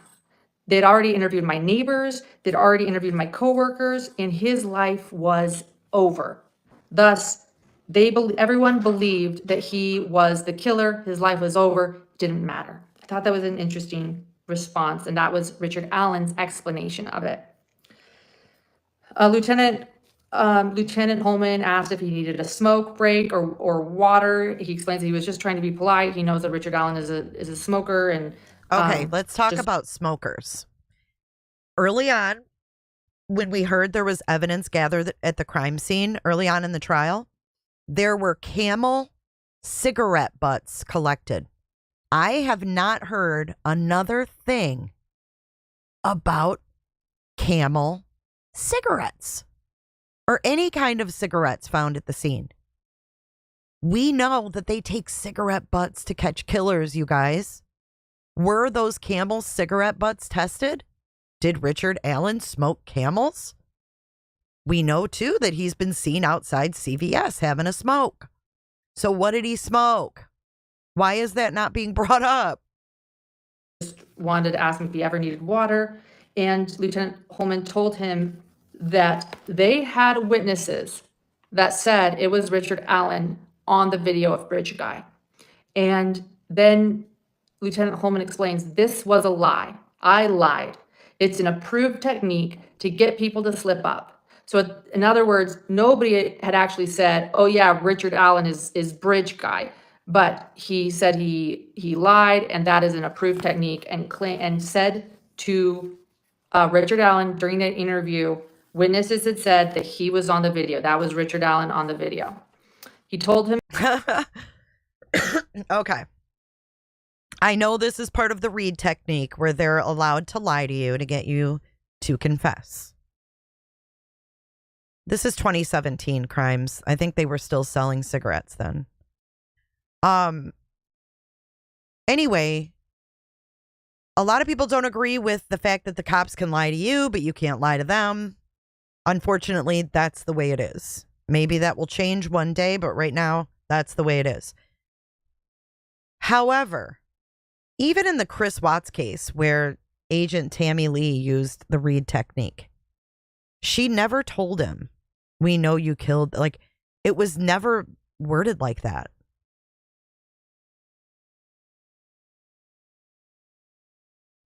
You've never heard anything about cigarette butts? Okay, you've never heard of a crime? They've done this since, like, DNA testing came about. They would follow a suspect and either get a straw, a cigarette butt. I mean, they got pizza crust from Rex Heuermann. So if they're testing pizza crust and they can get a suspect from that, I'm pretty sure that they could test the cigarette butt. Yeah, it was said by one of the people in court. I don't know if it was Andrea or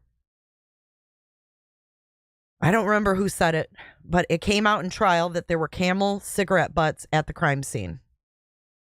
And were they non-filter? I don't know.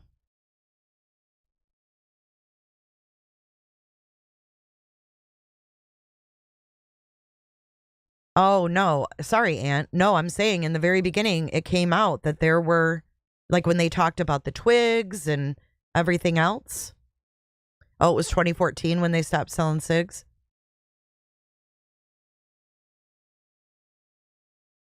They said today a lot of stuff hasn't been tested. Right. They didn't even test a hair that was wrapped around one of the victim's fingers until trial. They should have had that tested and ruled out. And then Holman told him again that we learned that the bullet came from your gun. The bullet found on the crime scene came from your gun. So they said definitively the witnesses saw you, and we know for a fact that that bullet came from your gun. This was before the bullet was even tested. Let that sink in. You know what, though? Girls shed a lot of hair. I'm not putting too much stock into hair being inside of a hoodie sleeve. I'm not. Girls shed a lot of fucking hair. It was, yeah, it's her sister's. It's Libby's sister's hair.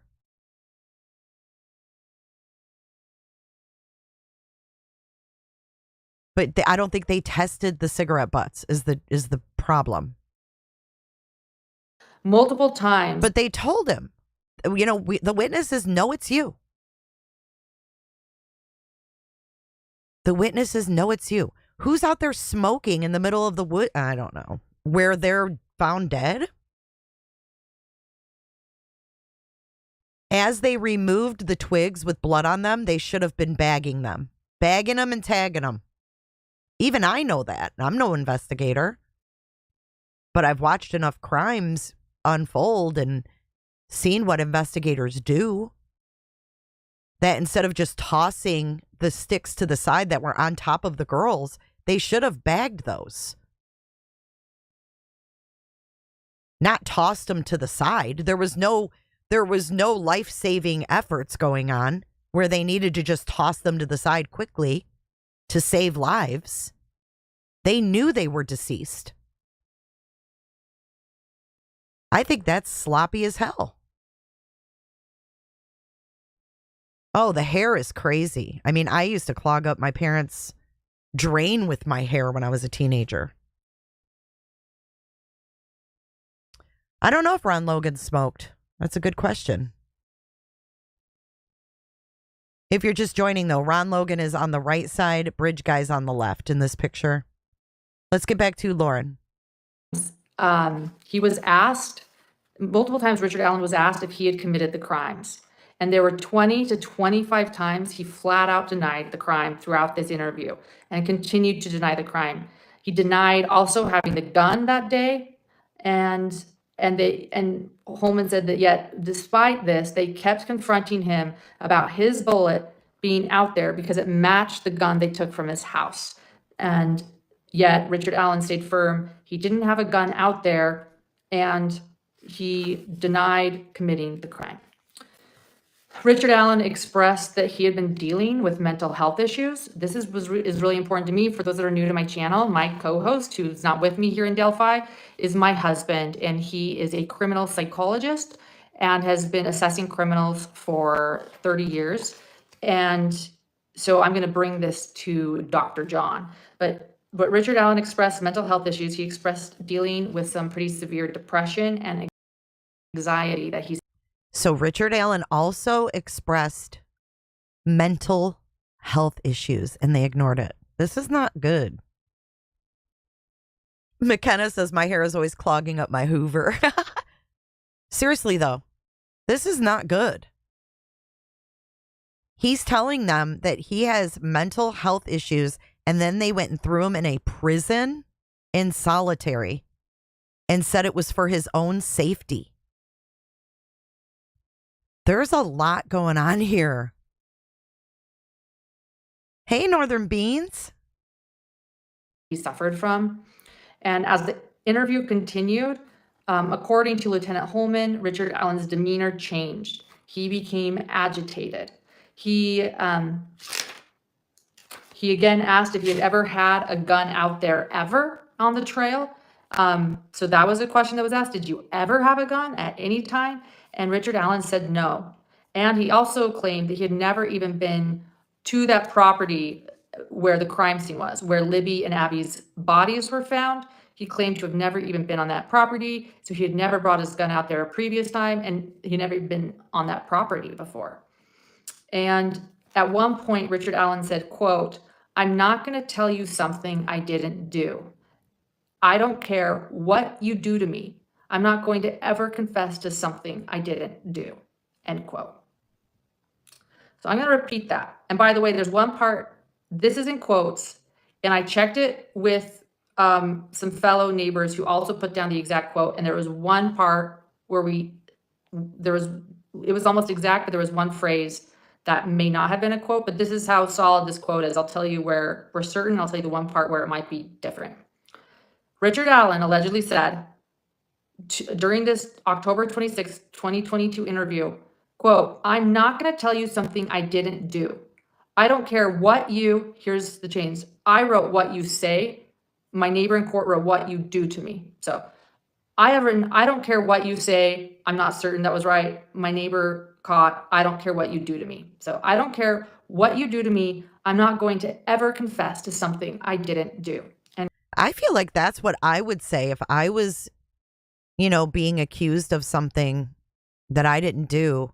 I'd be like, you can do whatever the fuck you want to me. I'm not admitting this. So then what do? They end up arresting him. And then they say, oh, you're not going to sit in the county jail. You're going to sit in the big prison, in Westfield prison or whatever it's called. Horrible prison. And you're going to be in solitary when you just told us that you have anxiety and depression.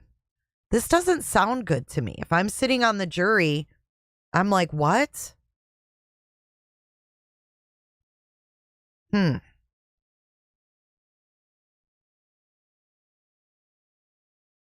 It does seem like they took it as a challenge, Amber.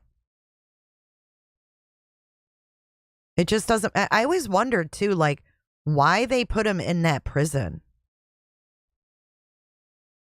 They said it was for his safety, but if you can't keep someone safe in the county jail, there's a problem with the county jail, I would think. I mean, Stephen Stearns is in the county jail. They don't have him up in some Florida prison. I don't think that would ever fly down here. And this judge has just been awful, too.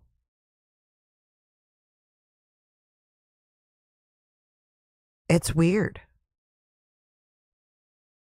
Right, Steve Holland. I wonder what kind of drugs they gave him in solitary.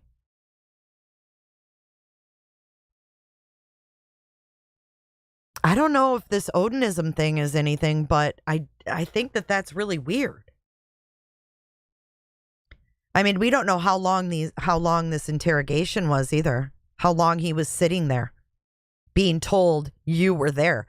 You know, that had to be maddening. Like, imagine if you really weren't there and you've got these cops sitting there going, you were there. We know it was you. We have your the bullet matches your gun. You can't deny it. And then you're just like, what would you do? That would be a really scary position to be in.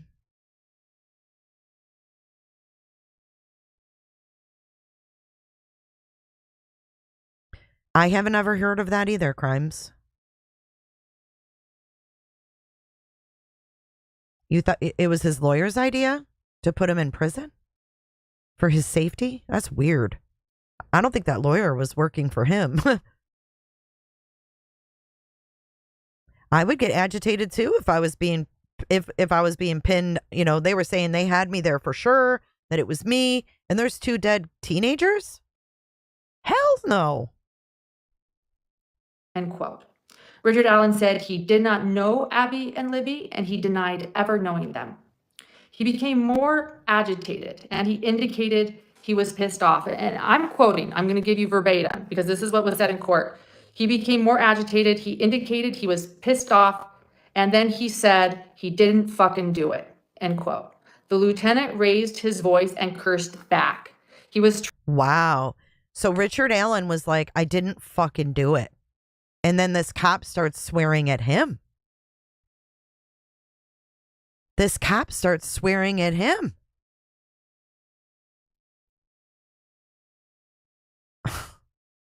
Make it make sense. This is pretty aggressive, if you ask me, for people who had absolutely nothing. I mean, what did they have? We haven't heard that they have anything.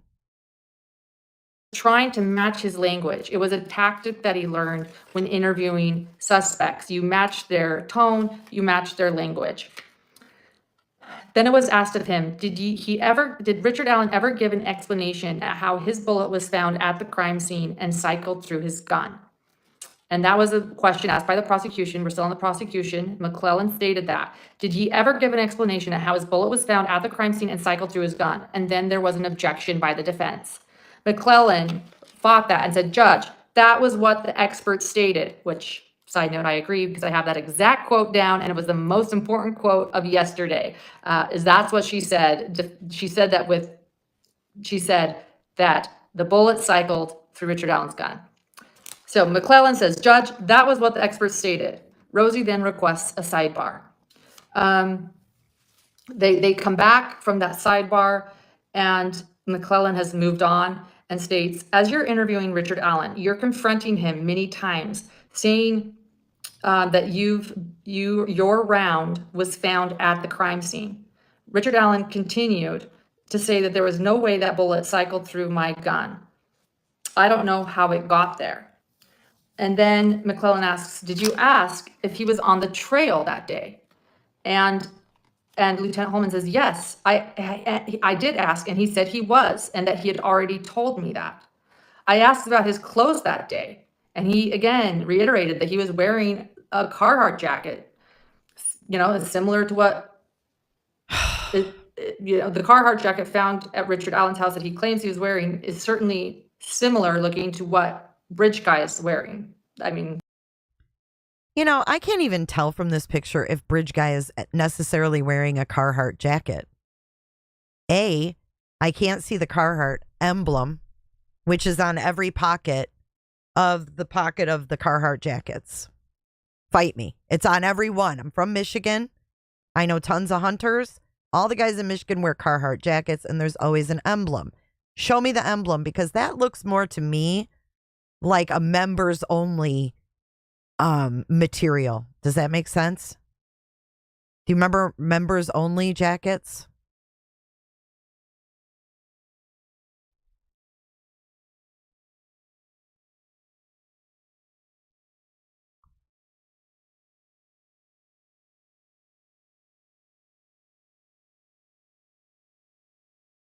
Maybe not a members only, but that kind of material. Hey, Titanium. Good to see you. Look at you coming in hot with a wrench. Hope you're doing good. Yeah, they have an emblem on the pocket. It doesn't look like that duct material, like Carhartt's that thick. It doesn't have that much give. You know, like a members only would have more give. When you put your hands in your pockets, you're going to have more like wrinkles. Carhartt's more stiff, if that makes sense. Yeah, I don't think it looks like a Carhartt either. They could have easily pinned this on Logan after he died. That's so true. They could have. Yeah, like windbreaker material. I'm seeing shine too. That's what doesn't make sense. Because if you even look at Logan's wearing a sweatshirt material on the right with the sun shining on him. I mean, I get that they enhance the photo, but that give doesn't look like a Carhartt to me. It just doesn't. Really, Flo? You can see a logo when zoomed in. Another creator did a good job. It's on the chest. Who did that? Who was it, Shane? I'd like to check that out. It looks too soft for a Carhartt.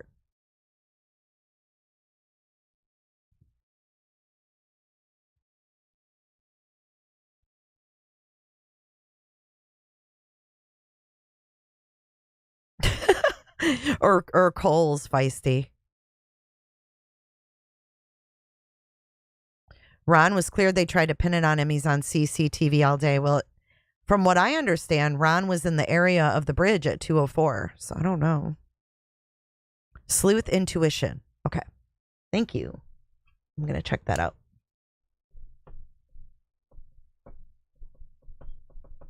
There's so many good creators covering this case that are finding other things and new things. And I think that all of us putting, the stuff together is amazing.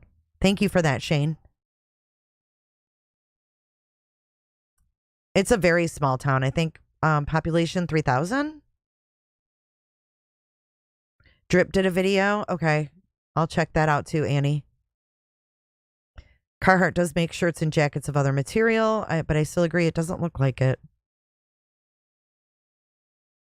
Didn't he have someone drive him to Lafayette to go to the fish store? Delphi Debrief had a good 45-minute segment this morning. Thank you.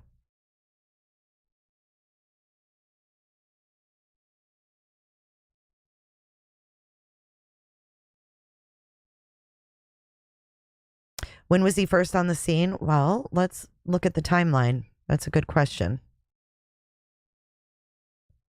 I'm really enjoying deep diving these updates with you guys. This is a super interesting way to do it.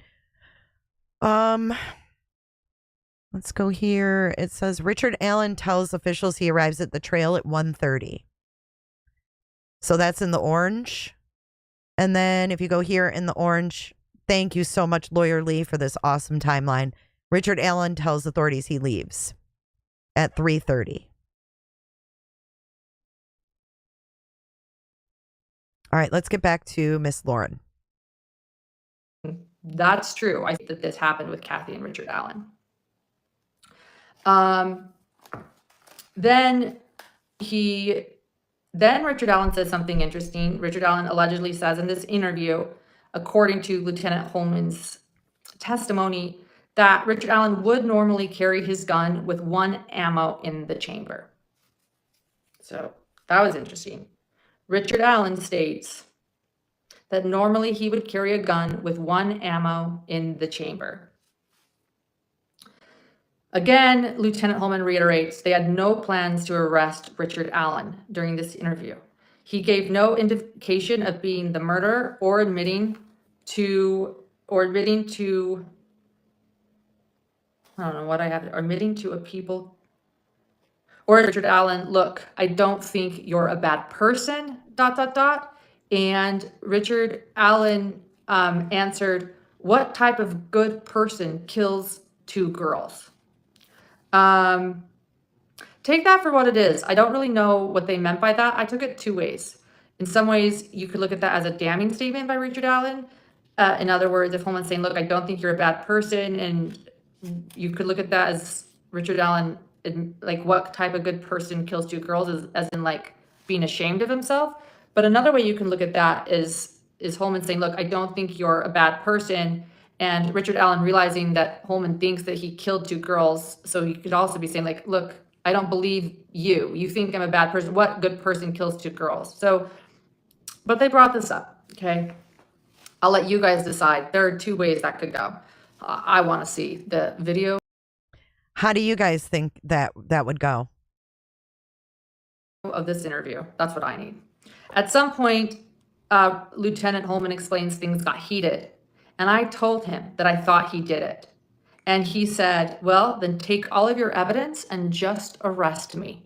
End quote. That's good answer, Richard. Then take all your evidence and arrest me. Like, if I was confident I didn't do it, I might say something like that. I'm not sure. I mean, I've never been in that position, but I'd be a little angry too if they kept telling me, you did it, you did it, you did it, something heinous like that, and I didn't do it. I'd be like, okay, take your evidence and arrest me then. That's pretty cocky of Richard Allen. You know, pharmacy tech Richard Allen who doesn't have any kind of criminal history. The only time the cops were ever called to Richard Allen's house was once. His wife called because he was drunk and they just had to, you know, keep the peace or whatever. But no criminal history. He's never been interrogated as far as we know. But yet he's, you know, like, fucking, I didn't do it.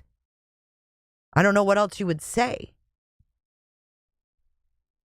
When Lieutenant Holman went out and discussed with other law enforcement, and we did decide to detain him for the murder of Abby and Libby. That's interesting to me. So in other words, the things that led up to that decision were Holman said to him, look, I don't think you're a bad person. And he responded, well, what type of good person kills two girls? And then at some point things really got heated and I told him I thought he did it. And he so said, he's like saying, if you think I'm not a bad person, why do you think I did this? Because what kind of good person would do what this person did? Well, take all your evidence and just arrest me. And at that point, he walked out, discussed with other law enforcement that were probably watching from another room, and he decided to detain him for the murder of Abby and Libby. And that was the end of the prosecution's questioning. And now we have cross-exam with Baldwin. I thought this was a good start with Baldwin. Baldwin gets up, and the first thing he says to Lieutenant Holman is, I noticed that you looked down a lot. Is that a sign of deception? These lawyers are great. Holman's response was, it can be a sign of deception when people look down a lot. Baldwin then says, I remember taking that deposition back on August 10th, 2023 and May 3rd, 2024. The defense always brings up the depositions that were taken under oath of all the witnesses. And Holman says, I'll take your word for it that you remember, essentially remembering the deposition and the dates. And Baldwin then says, the interview with Richard Allen this day was recorded, correct? Yes, correct. But it doesn't show you walking into the interview and reading Richard Allen his Miranda rights. So this recorded interview, Baldwin is saying, somehow just started with you sitting down with him. It doesn't show you walking into the interview room. And Holman states there was a delay in the recording. Of course. And so Holman's claim for that, not showing him walking in, is that there's a delay in the recording. That's why they missed that. And Baldwin says, well, okay, before we get back to that, Titanium says, I've been to that bridge. It's 3.5 hours away from me, but I went because I wanted to see where Abby and Libby saw. You can't see fish up on the bridge. Now, what's funny is maybe it depends on the time of year, because Lawyer Lee went out there yesterday and she said you could. So she was like, you could see fish from there. So I don't know if it depends on the time of year or what. Delay in the recording. That's why they missed that. And Baldwin says, well, this is just one of many missing videos in this case. Right. Then Holman states, I don't know about any missing videos. And Baldwin states, really, like, I think that he said February of 2017 and an April 28th video. I have to check those dates. And there was no year that he said on the second missing video. And then Holman states, I don't know about any missing videos. And then Holman says, look, we've just simply had, okay, here it is. And after Baldwin says, no, these are the missing video dates, boom and boom, Holman replies, we have had a lot of technical difficulties in this case. Oh my God. Yes, they have. We've had a lot of time. I mean, this is a double murder. Why is there so many errors? Is this par for the course for these? I mean, Indiana State Police, this is crazy. Baldwin then says, okay, well, we'll just have to take your word on that then. Baldwin then requests the recorded videos of October 13th and October 26th, both videos to be shown of the interrogation in court. And quickly, there then, by the prosecution, is a sidebar requested. And I'm sitting here thinking during this, is not trying to hide evidence. And then Baldwin says, and by the way, Anna, Isabel, Bree, and Rayleigh are 4 people. They were there and they allegedly saw Bridge Guy. They were 4 people. But Richard Allen claims that he only saw 3 girls. Holman says, yes, that's true. Baldwin says, and law enforcement theorizes that it was just one person who killed Libby and Abby. Holman says, yes, but there was at some point, I thought early on, that more than one person could have been involved. But as time went on, I realized it was one person. Also, no one was snitching. Just usually when there are 2 people, something is a little bit more obvious. And Holman absolutely believes it was just one killer. Baldwin then says, so you believe in one person doing this in just 1 hour, killing these girls, removing and replacing clothing, putting sticks in odd positions. You think this happened in about 1 hour? Holman says, yes, about an hour. Baldwin says, you believe that Libby German was killed near a tree. Holman says, yes, that's what evidence shows. So there are no drag marks, Baldwin asks. Holman says, there are some drag marks. Baldwin says, but, okay, wait, pause. That was interesting. I'd never heard of drag marks. There are no drag marks, Baldwin says. And then Holman explains, well, there are some drag marks. Like what? That was a moment where I put an exclamation point. What? There are some drag marks? Now, to be clear, we don't know if these drag marks were a body or a stick. Remember, these sticks in quotes, that were placed on the bodies that I saw at the crime scene were large. They were like tree limbs. So I don't believe someone of Richard Allen's stature could have maybe even carried these.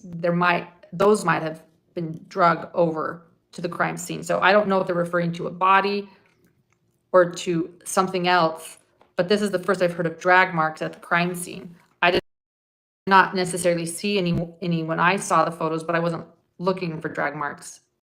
Okay, so that's the end of my clip. Now listen to this. They've got the whole thing. If we go back to how they found Richard Allen.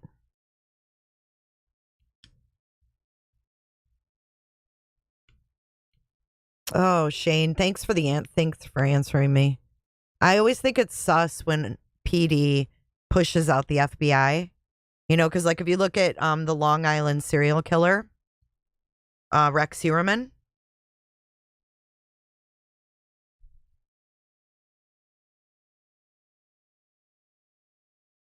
They pushed the FBI out back in the day too. And then it turned out that some of the cops were, you know, involved in getting sex workers and things like that. He is very small. I think Wendy, he's like 5'4", 5'5", maybe 5'6" at the tallest.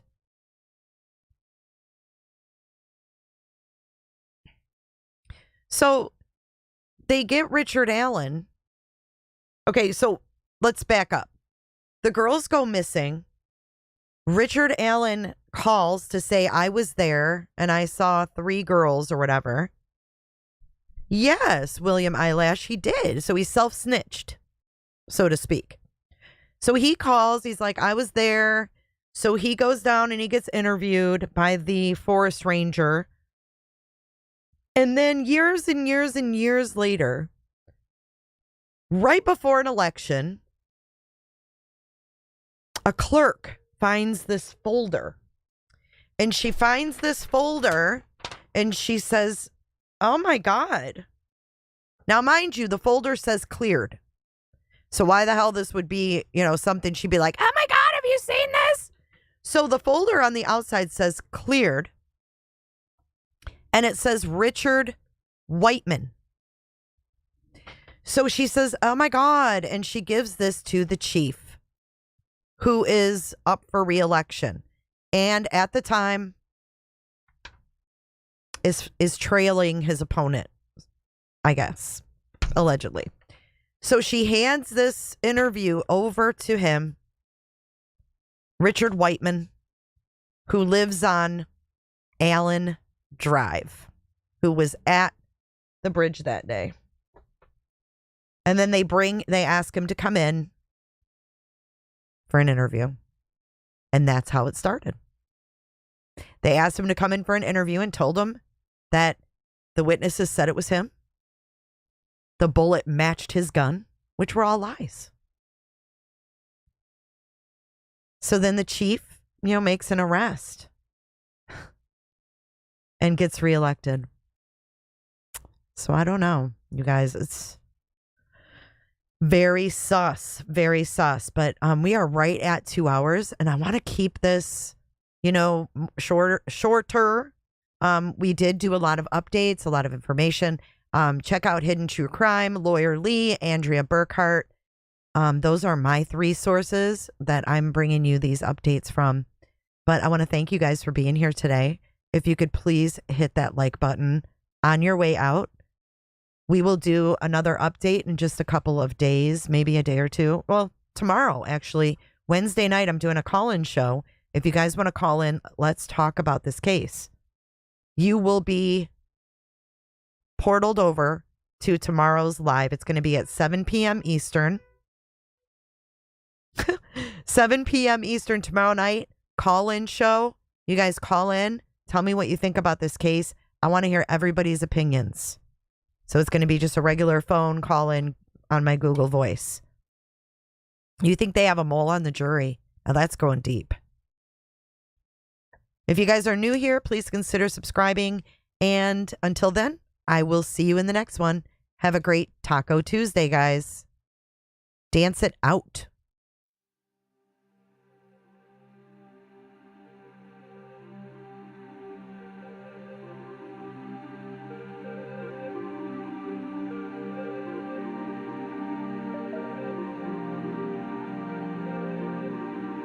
So much for watching. If you enjoyed this live stream or video, make sure to give it a thumbs up and hit that subscribe button so you don't miss out on my latest content.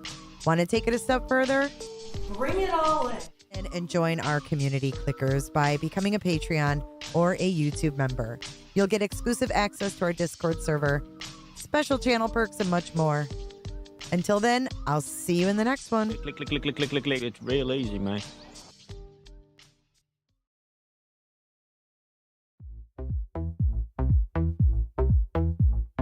I don't give a damn. I don't really care about you and your problems. I don't give a damn. You talk way too much. I have heard enough about you and your problems. I don't give a damn. I don't give a damn. I don't give a damn. I don't give a damn. I don't give a damn. You wanna be with me. You wanna feel something real, but I'm feeling differently. You're making plans to get to friends, but don't wanna face the fact that I ain't got time, I ain't got time, I ain't got time for that. Staying up late, sleeping all day, dreaming about Cadillacs. Buying new shoes, hanging by the pool, sipping on Coke and Jack. Calling my phone when you feel alone, but I'll never call you back. 'Cause I ain't got time, I ain't got time, I ain't got time for that. I don't give a damn, I don't really care about you and your problems. I don't give a damn. You talk way too much. I have heard enough about you and your problems. I don't give a damn. I don't give a damn. I don't give a damn. I don't give a damn. I don't give a damn. The devil is dancing tonight. You're mad at me for not giving you comfort. Tell you what, that dang old internet, man. Click, click, click, click, click, click, click, click. It's real easy, man. Don't feel the way you felt when we were younger, but that's okay for me. One Jennifer or two Jennifer? Thanks so much, Jennifer. I don't give a damn. I don't really care about you and your problems. I don't give a damn. You talk way too much. I have heard enough about you and your problems. I don't give a damn. I don't give a damn. I don't give a damn. I don't give a damn. Thanks so much, Jennifer.